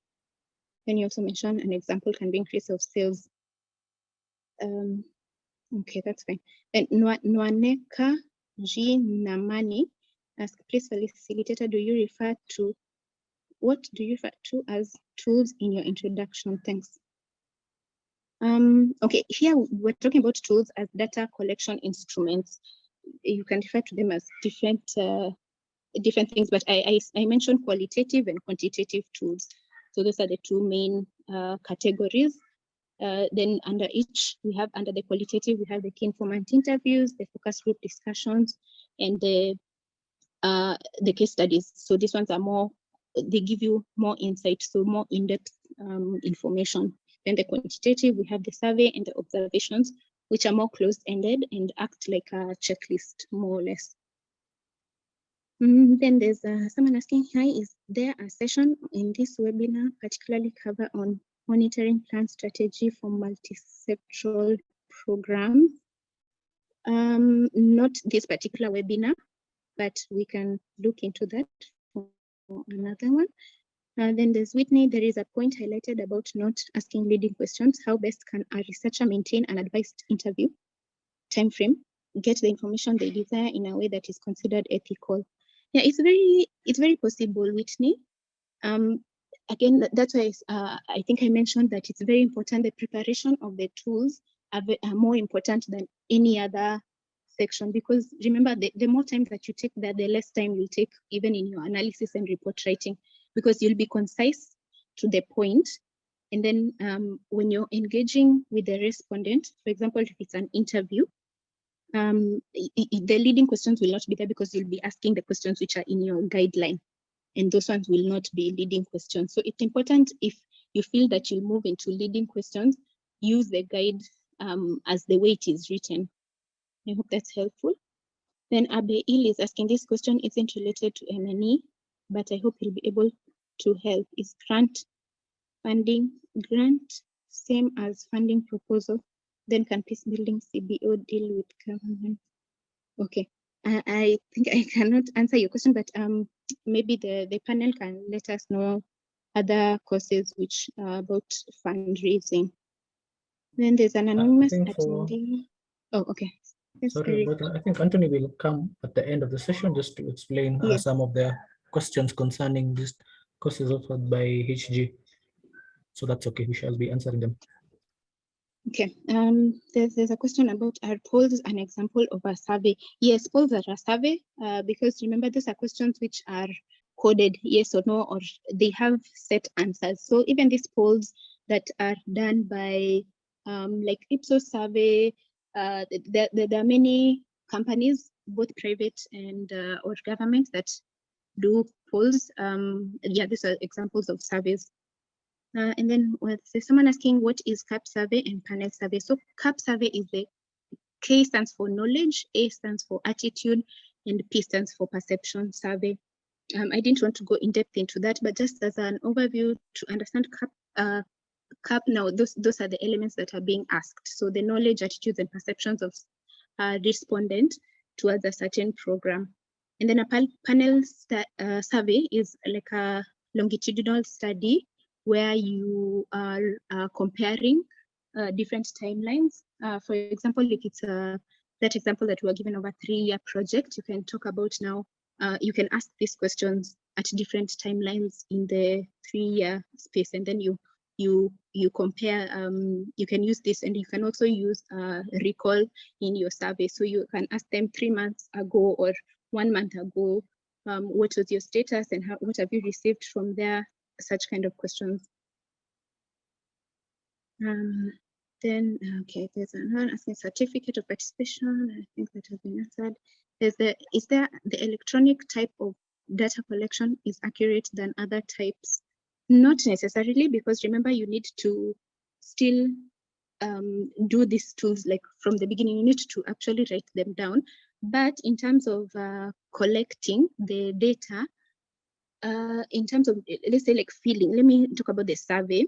It's usually a little bit better to use the electronic modes, because they're able to, you only click, so it's a little bit faster, and it's better to, you can, in terms of like skipping and having all those other constraints, it's a little bit more helpful.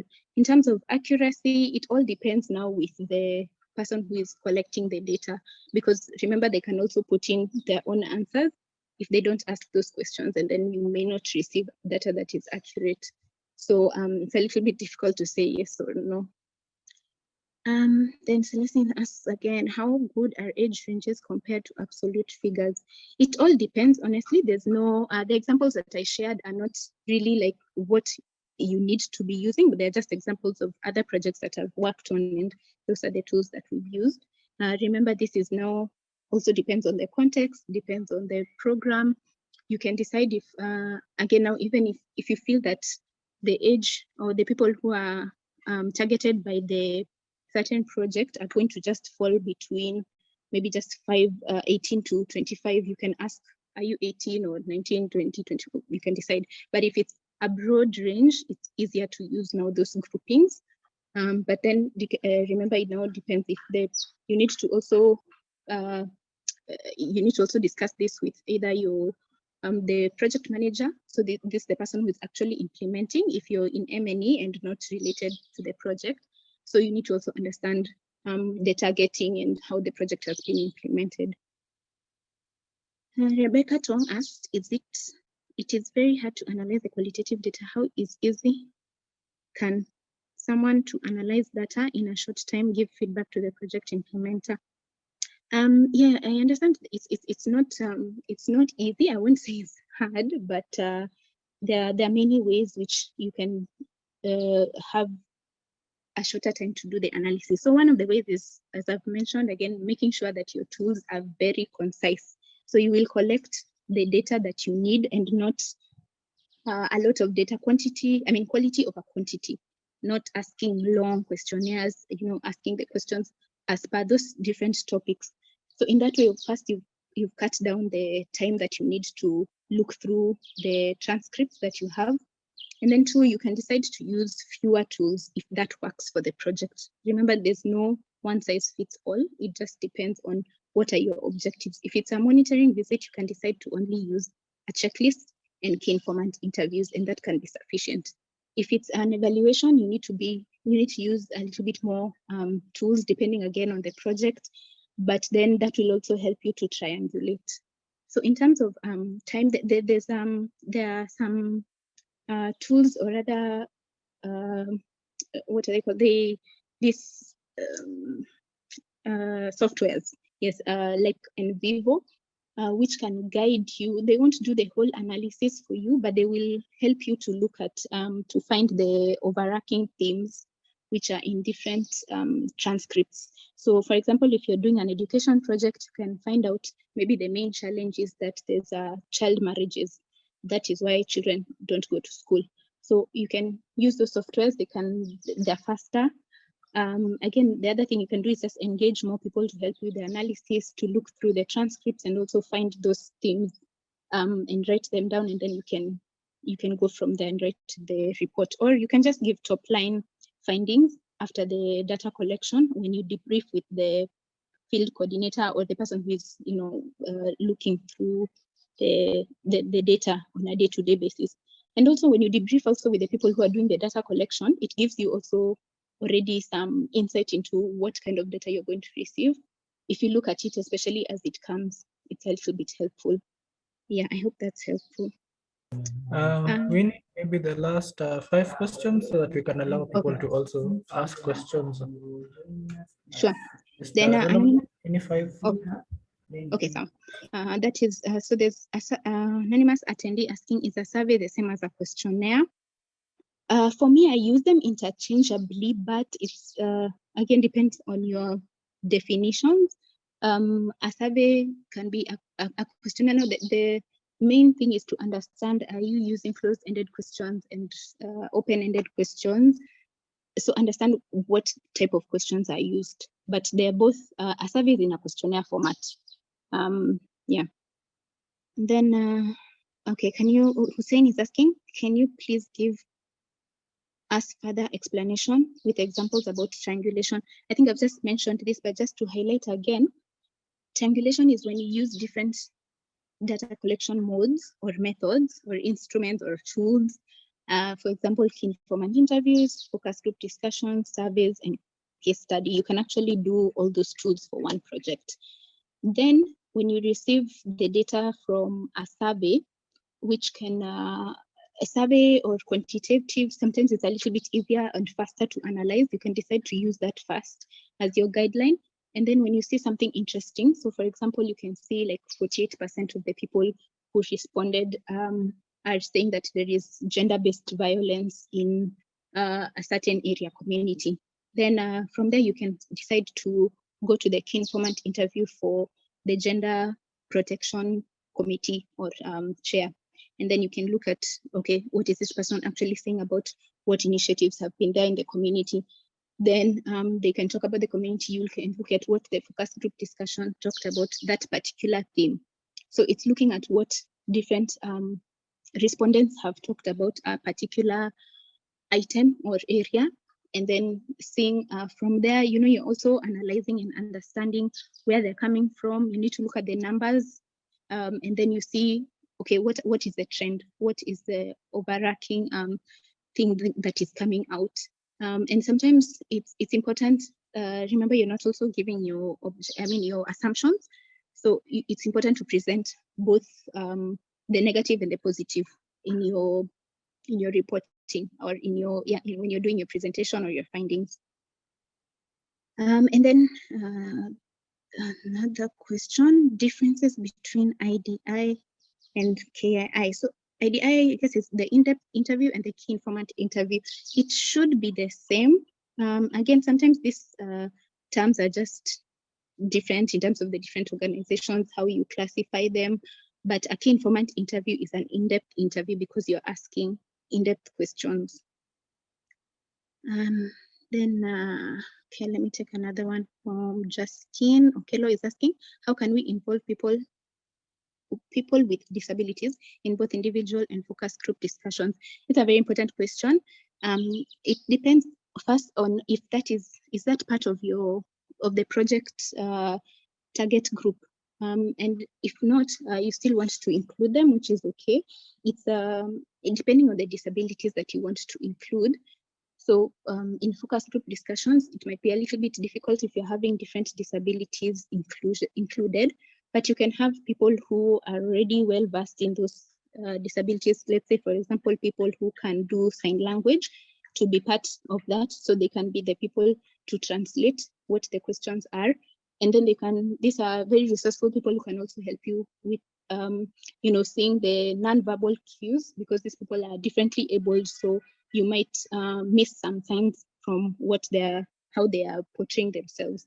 The other thing is just making sure that in terms of when you're doing one-on-one interviews, you can ask for this, because one-on-one interviews, those are key informant interviews, are usually use purposive sampling. So that means you already know the people who you're going to. You can decide to actually go and ask a person with disabilities. So in your sampling strategy, make sure that that is in place.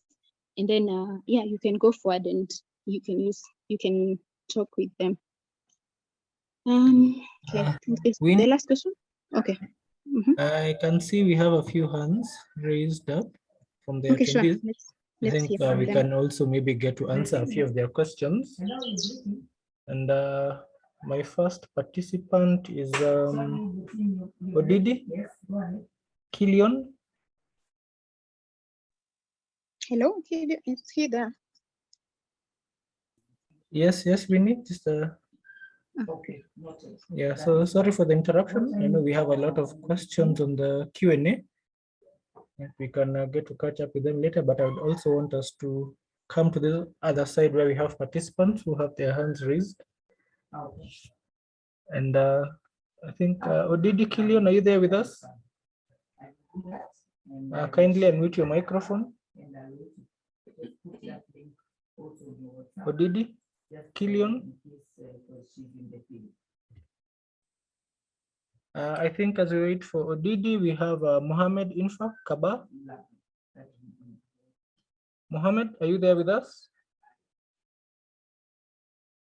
Kindly unmute your microphone. Mohammed Infa.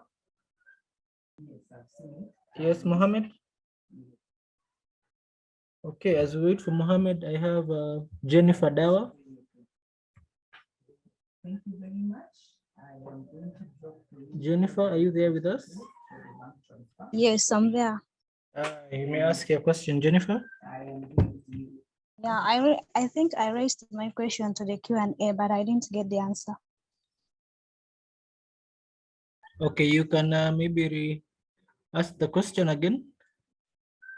Yeah, the question is, if I'm sent to go for data collection and the situation there is hostile and it's an emergency response, what technique could I be able to use? Okay, thank you, Jennifer, for your question. I think I highlighted a little bit on difficult situations and scenarios of the respondents. So it depends. One, if you need to ensure also you're safe as a data collector, because at the end of the day, you need to engage with a person when you're also in a safe environment, or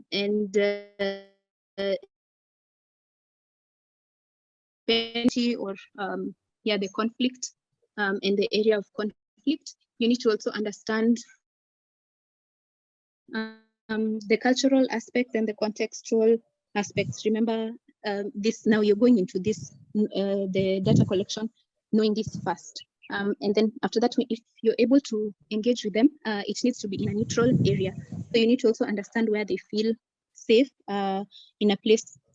Sometimes in these areas where it's volatile, geographic regions may be demarcated to be of one side, whether it's a clan or whichever armed area or armed conflict area. You need to understand where it's safe to actually conduct the interview. But then again, remember, when you're targeting this interview, I'm going to assume it's an interview in this scenario, the person who you're also going to interview, you need to understand if the person is involved in any way in this this conflict, because also those again go against some certain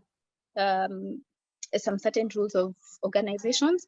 So it's important to also feed back to your security manager or the person in charge of the area, because it's understandable when you're not actually able to physically collect the data.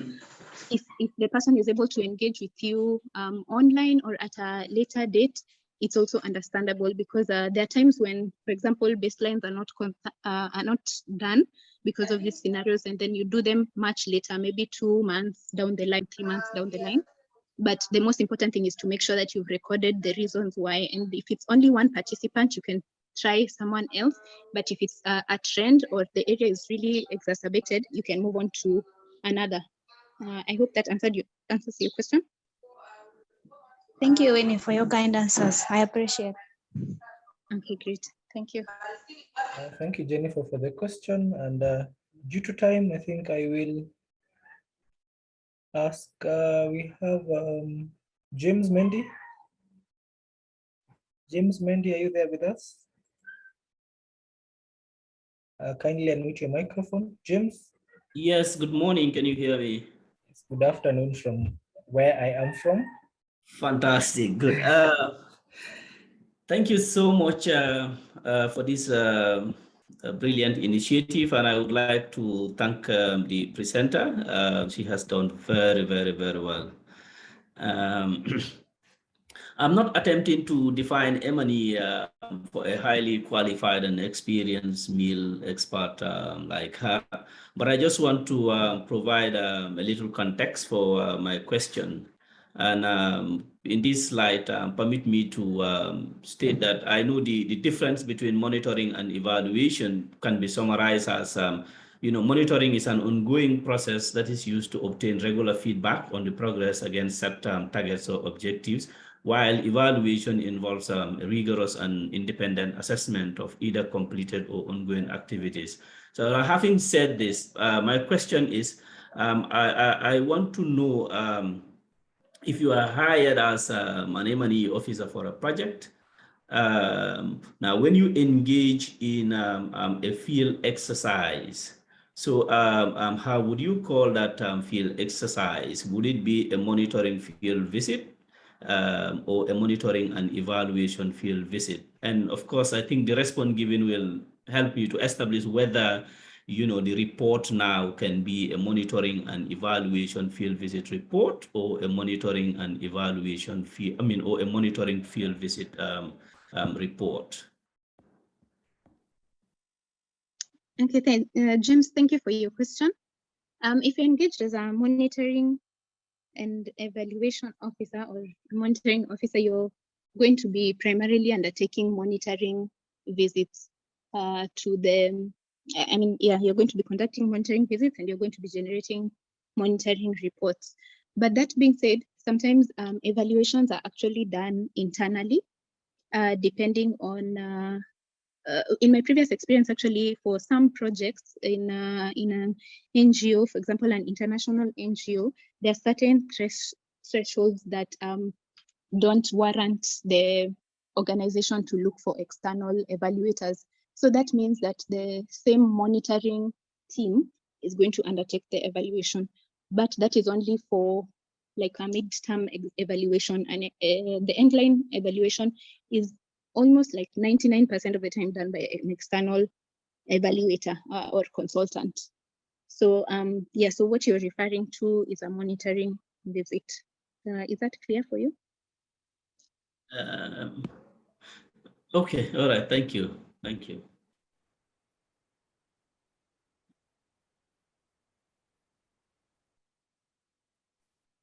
Thank you for that. Tony Koech, are you there with us?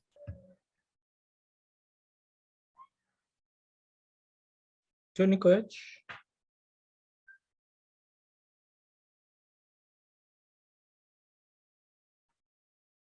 I think as we wait for Tony, I can see we have Imran Naseri.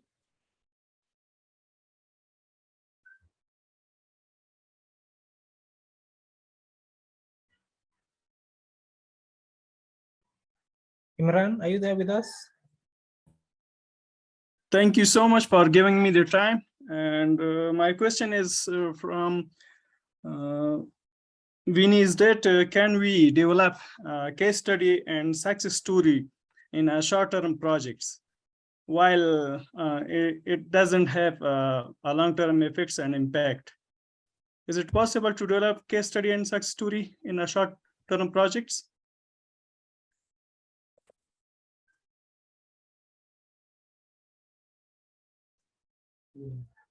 Winnie, are you there with us?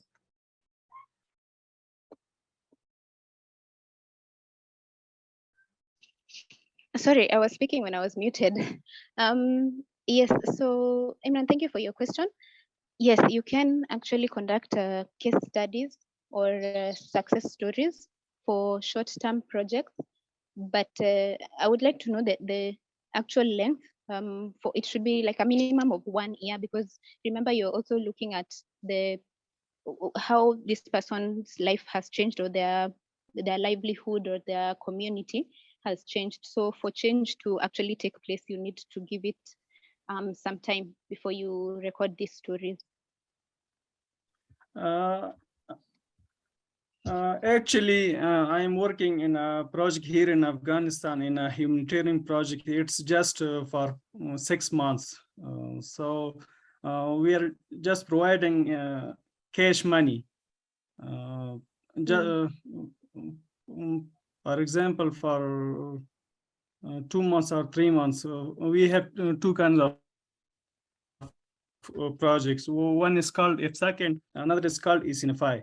So both of them are for 6 months, and just we provide $200. So it's unconditional money.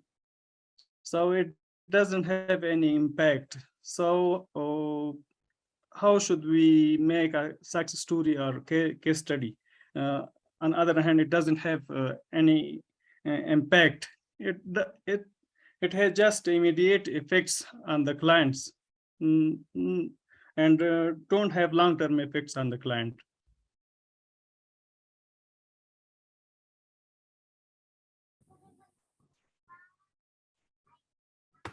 Thank you for that. We have Whitney.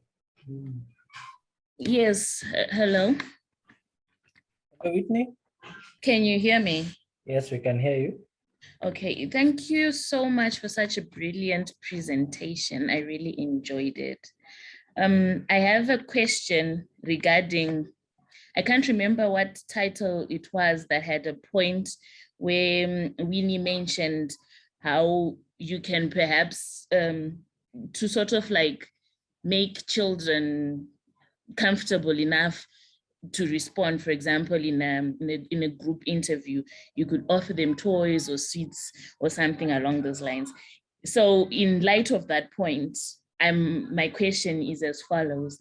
How then does a researcher or an interviewer establish a line between paying for information and sort of like making the respondent answer only to what they think the respondent wants, because what they think the interviewer wants to hear, because they have paid or they've given them one form of payment or the other, or to ensure that the respondent gives us as objective and honest information with no strings attached to perhaps whatever gratuity or payment the interviewer has used. Thank you for the question, Whitney. I can see our facilitator has dropped. Maybe we just give her a minute before she comes back to answer the question. And also, Imran, I think your question was not answered. Hello, can you hear me? Yes, I can hear you now, Winnie. Okay, great. Sorry about that. So Imran, I think I had the greater part of your question. And for short-term projects, I understand for you're doing cash vouchers or giving out cash. So in terms of like a 2-3 month project may not be enough to see the impact, but you might not necessarily be looking for the impact. So in this case, it may not necessarily be classified as a success story as such. But what usually you can do is when you're doing your reporting, you can take snippets of this feedback that you receive from the community. So you can do informant interviews in this case, and then you can have paragraphs which are portraying what these people have used the cash for, because whether the positive ways that their lives have changed or improved. And then now this shows, again, keep them anonymous. You can just use, like, you can just say feedback from person X from this certain area. You can give them different names just to hide, again, their names, or they cannot be linked to any feedback. Usually, yeah, that's the approach that I would take. For Whitney, I think I missed the first part of your question, but I think the main thing was you're asking how to make sure that the respondents give you objective feedback. At the end of the day, this feedback is going to be subjective. It's going to be about, for example, if it's me as the respondent, it will change depending on my mood and how I feel this token or whatever you have given me maybe has changed my mood. So sometimes it's very difficult to really make sure that it's not perceived as an enticement. And this, again, is the only way to make sure also this happens is when you are very clear from the beginning about why you're conducting the aware that we understand they've taken their time out of their day, and so for that it's not a compensation for that, but it's just as a form of appreciation. And again, it's the same as giving them a false hope that you're going to come back and give them more. So it's more of how the facilitator is going to really make the respondent understand why we need them to give us authentic feedback, because at the end of the day, it's their community that is being supported, and the explanation is really important. I think in this case, that would be what you can do as a best practice. I hope that is helpful. Thank you for that, Winnie. We have Nkwo. Yeah, good afternoon, everybody on the. I just want to say that I am a little bit sorry that I came in late because of internet issues here.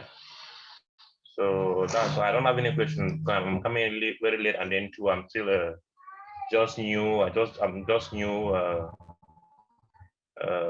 I'm just a new student. I don't really understand much evaluation module much. I'm just about going through the first module, but I'm sure that in the days ahead, as we have many more webinars, hopefully that many more webinars will come up. I'm sure I would have come up to speed to be able to understand what people are talking about and to ask meaningful questions. That's what I have to say. Thank you, Nko. We shall be sending you the recorded version of this session and the slides to your email. So no worries about that. I can see Henry Mugo. Are you there with us, Henry? Yes, can you hear me? Yes, I can hear you. Well, I need to ask a question, and I need to contextualize a situation where an M&E personnel has been requested by a donor in an ongoing project which has been ongoing for, say, three years. And the donor, it's a work project where the donor asks that the M&E should do a report and try to show the impact or what has been, we'll just call it the outcome of certain activities like gene promotion activities. And for these these M&E, probably they don't have like data from the Ministry of Health or things like that. So I wanted to ask, what is it that they can do to come up with a report that will show the correlation between the activities they have been the project has been undertaking and maybe the impact, so to speak. Thank you. Okay, Henry, just to get your point is that there is missing information and then they need to collect more information to show the impact. Is that correct? More so, yes. Okay, so that means that this is like an evaluation. So that means that you need to collect data through the different data collection instruments or tools. So that means that you need to, where there are gaps. That means even your tool needs to make sure that it brings in the aspect of the recall. So whereby you are talking about different periods, because when you're measuring impact, you need to see the story from the beginning. So you need to make sure your survey or your mostly the survey and the key informant interviews will capture the points about different timelines and what was happening and what processes were going on at the time. Again, sometimes the word impact is really used a little bit not in the right context, because impact is a long-term measure. So, from the end of the project, which is like a 3 to 5 year project, after that is when you can really see impact. But if you're measuring like the outcome or the output, you can look into your indicators and align your tools accordingly to what checks and measures had been put in place.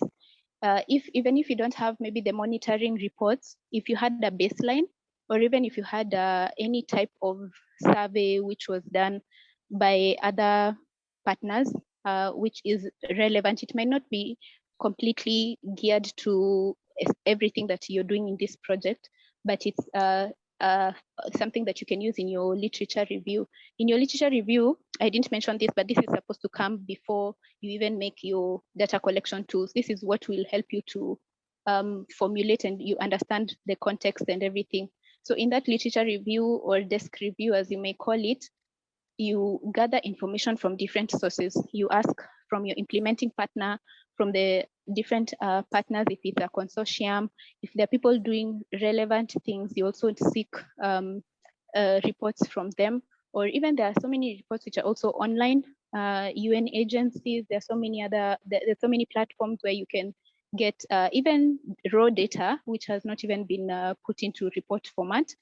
But if you take your time before you do the data collection to gather that enough data and talk to your donors also, and let them also understand where you're coming from and what needs to be done in terms of the quantity of work, because this also has some resource implications, because that means you may need to do more focus group discussions, for example. So in terms of like logistics and transport, all those things that are affected. Does that answer your question, Henry? Perfect. Thank you so much, Winnie. Great, you're welcome. Thank you for that question. I can see Damilola. Are you there with us? Yes, good morning. Good afternoon from this side. From Lagos, Nigeria. Okay. Yes.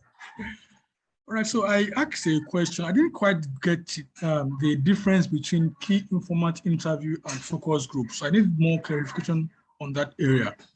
Thank you. Okay, thank you. Thank you for your question. So key informant interviews are where you're conducting one-on-one conversations with the respondent. So you have one facilitator or even two facilitators, but you're talking to one respondent. And then that's the main difference is what I'm going to highlight. And then the focus group discussion, on the other hand, is going to be a number of participants. It can be a minimum of 6 up to about 12. Usually it's like 6 to 8 people. In terms of the tool itself, the FGD or the focus group discussion, you only create a guideline. So it's a set of questions, but then remember it's going to be a discussion, and things are going to come up in the discussion which are going to be helpful as you continue noting down. On the other hand, key informant interviews are very directed. Yes, it's a conversation, but remember you're not supposed to be giving your opinion. So it's not a discussion between you two, as opposed to the focus group discussion where it's interactive between the different participants, but at the same time they're gently prodded to the areas which they're talking about. So you're going to pick up your answers in the focus group discussion through the discussion. But in the key informant interview, it's very directed. It's like, you ask question A, they respond. You ask question B, they respond. He or she might give more information, but they're still going to answer to the questions that you have set on in your guide or in your key informant interview tool. I hope that is clear, Damilola. Yes. Thank you. You're welcome. Thank you for that. I can see Benedict. Are you there with us? Benedict, are you there with us? Yeah, Benedict from Liberia, Monrovia, Liberia. Yeah. You got me? Yes, I can hear you. Okay. My previous questions about how can I enroll in the diplomat program, and the answer there talk about high school certification, and then they talk about another prerequisite. So I'm like confused. And the final point or question has to do with what are those countries that the Humanitarian Global is operating in around the world? Hello? Okay, hello, thank you, Benedict, for that question. My name is Anthony, and I hope you can hear me. So Humanitarian Global, this is an institute that is based in Nairobi, Kenya. However, we do our training online. So we have an e-learning platform where we are able to support the learn on the go mode of learning. We also support on-site training, and we also move from one country to another to train participants of different countries. So what I would urge you, you can get in touch with us, and then you can let us know what is your training needs that you have, and then we can always advise you on the best program that you can undertake with us, whether it is the on-site training or the online training. Okay, thank you. Okay, welcome. Thank you for that, Anthony. We have Emmanuel Piri. Emmanuel, are you there with us? Hello. Yes, Emmanuel, I can hear you. Good afternoon. Good afternoon, Emmanuel. My question is on when you talked about, I think it was at the beginning of the presentation, beneficiary fatigue in data collection. This is becoming a problem in obtaining data, reliable data, as most of these communities are subject to many projects. So how do you deal with this beneficiary fatigue if you are somebody who's going to go and conduct that data collection process? And thank you, Emmanuel, for highlighting this. It's very true right now. There's a lot of beneficiary fatigue because you find, the NGOs or other organizations are supporting the same communities over and over again.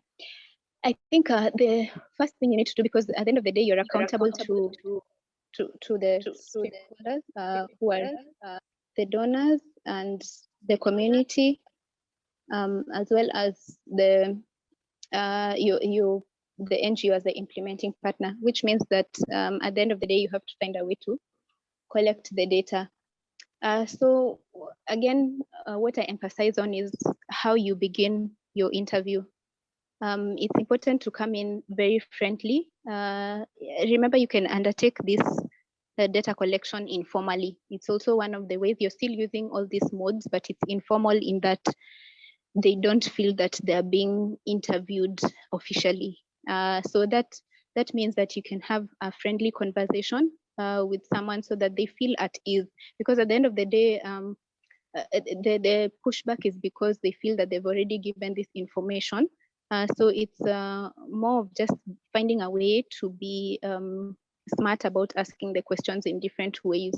So you may decide to just frame the questions differently in a way that they feel more enthusiastic to answer. Very cognizant of now the different age groups and the gender and all the cultural dynamics. It's going to be challenging. You might receive pushback even as you continue with your interview or your discussion, but just to continue to reiterate that you're collecting this, you're from X organization, and you're collecting this information because it's going to support the community in the program that you're continuing to do. You don't necessarily have to say how, but the point is to ask them in an open manner, or you make a way for them to give you the feedback in an open manner.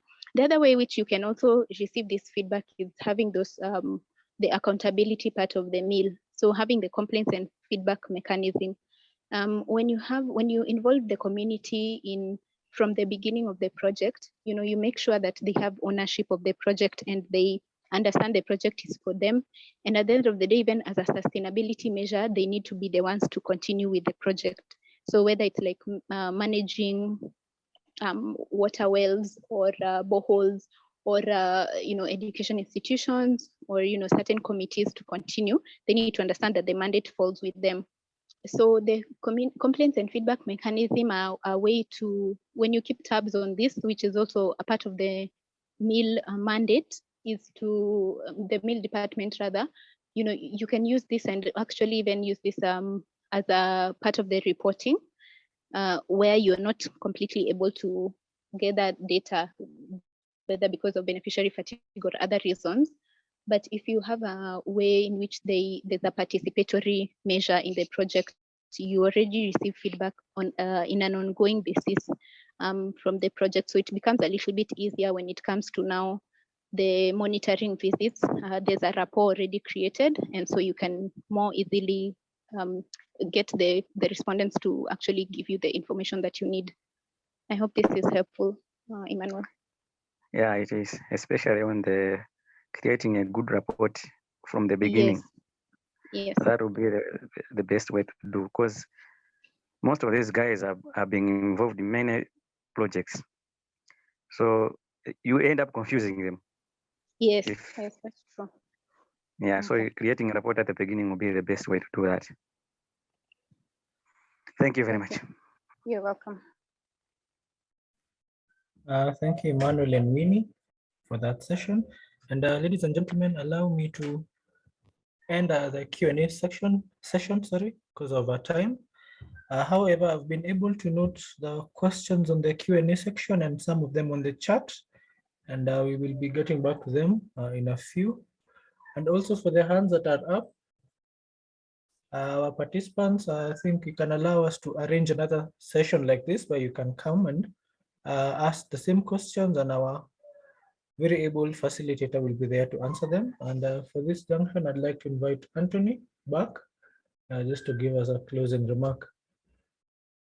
Yeah, so thank you, Eric, and also to our presenter of the day, and also to all of your participants for following up with our session. And apologies for any delays on our side, but you know, when it comes to field work, sometimes we do these sessions from the field, so the network might not be that accommodating, but we are happy that you've managed to be patient, and we believe that it has been a very insightful session for you. So we're going to be sharing all the slides and the recorded version for the same with you, so you don't have to worry. And then we can see today's session has very many questions. It seems to be an interesting area that we're going to arrange for another session on the same, so that we can try to attend to some of the questions on the Q&A that we might have missed out due to time. And also for all of you, I can see we have like very many participants raising their hands.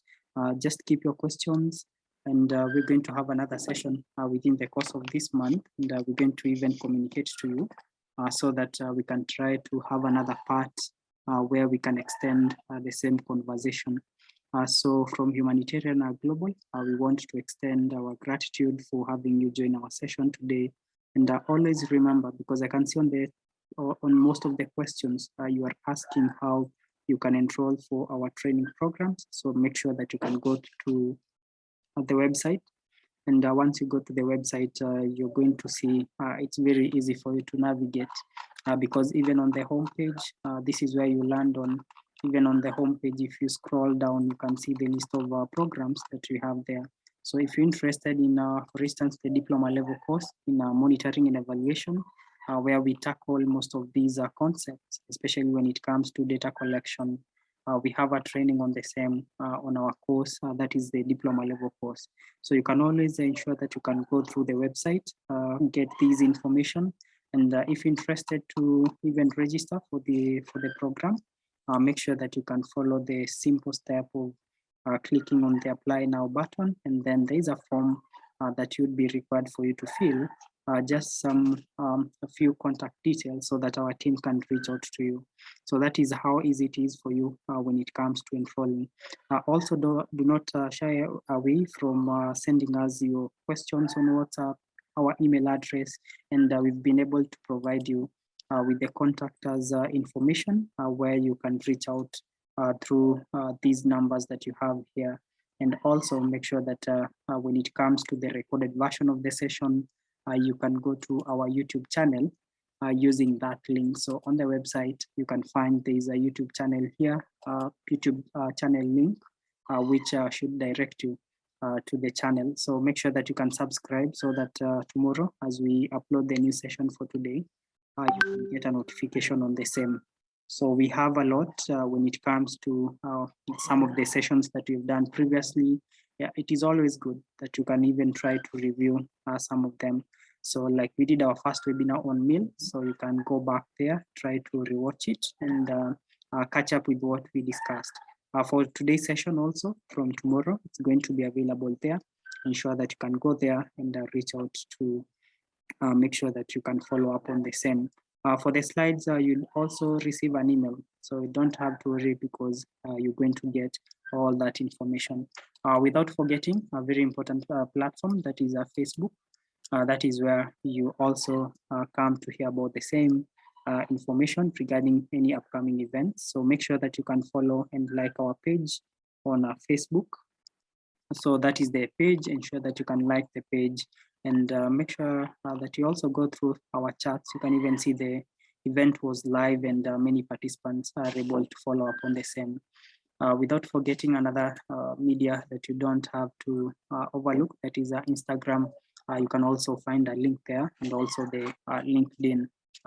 page where you can also follow us on the same.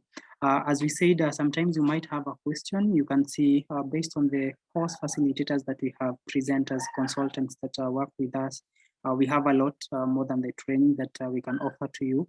So if you would like to be guided on a certain area, you want Winnie to be your trainer to take you through on a certain area, or even any other part of our team as the trainers, you can always come to the platform, request for a callback, and our team, they're going to fill this form. It's very easy. Choose a day, a time that you'd want to be contacted, and then we can reach out to you so that we can guide you accordingly. So with that said, I would like to say thank you for joining once again, and let's continue engaging. Reach out to us. We have our WhatsApp numbers here, the email address, very many platforms on how to reach out to us. In case of any question, email us the question. And also, as I said, keep the questions because we're going to have another part 2 of the same presentation so that we can have a look in a greater depth on some of the tools that we talked about today. So thank you once again. And from us now, let's say bye-bye and see you in the upcoming session in a day that will be confirmed later. So thank you so much, and may you have a great morning, a great afternoon, or even a great evening based on where you are. So thank you so much.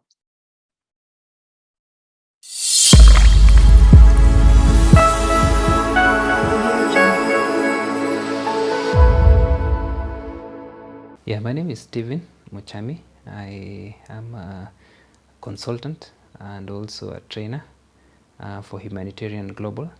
And my areas of competencies are diverse, basically in WASH and also in project management and monitoring and evaluation. I've had lengthy years of consultancy work with humanitarian organizations in the area of WASH projects.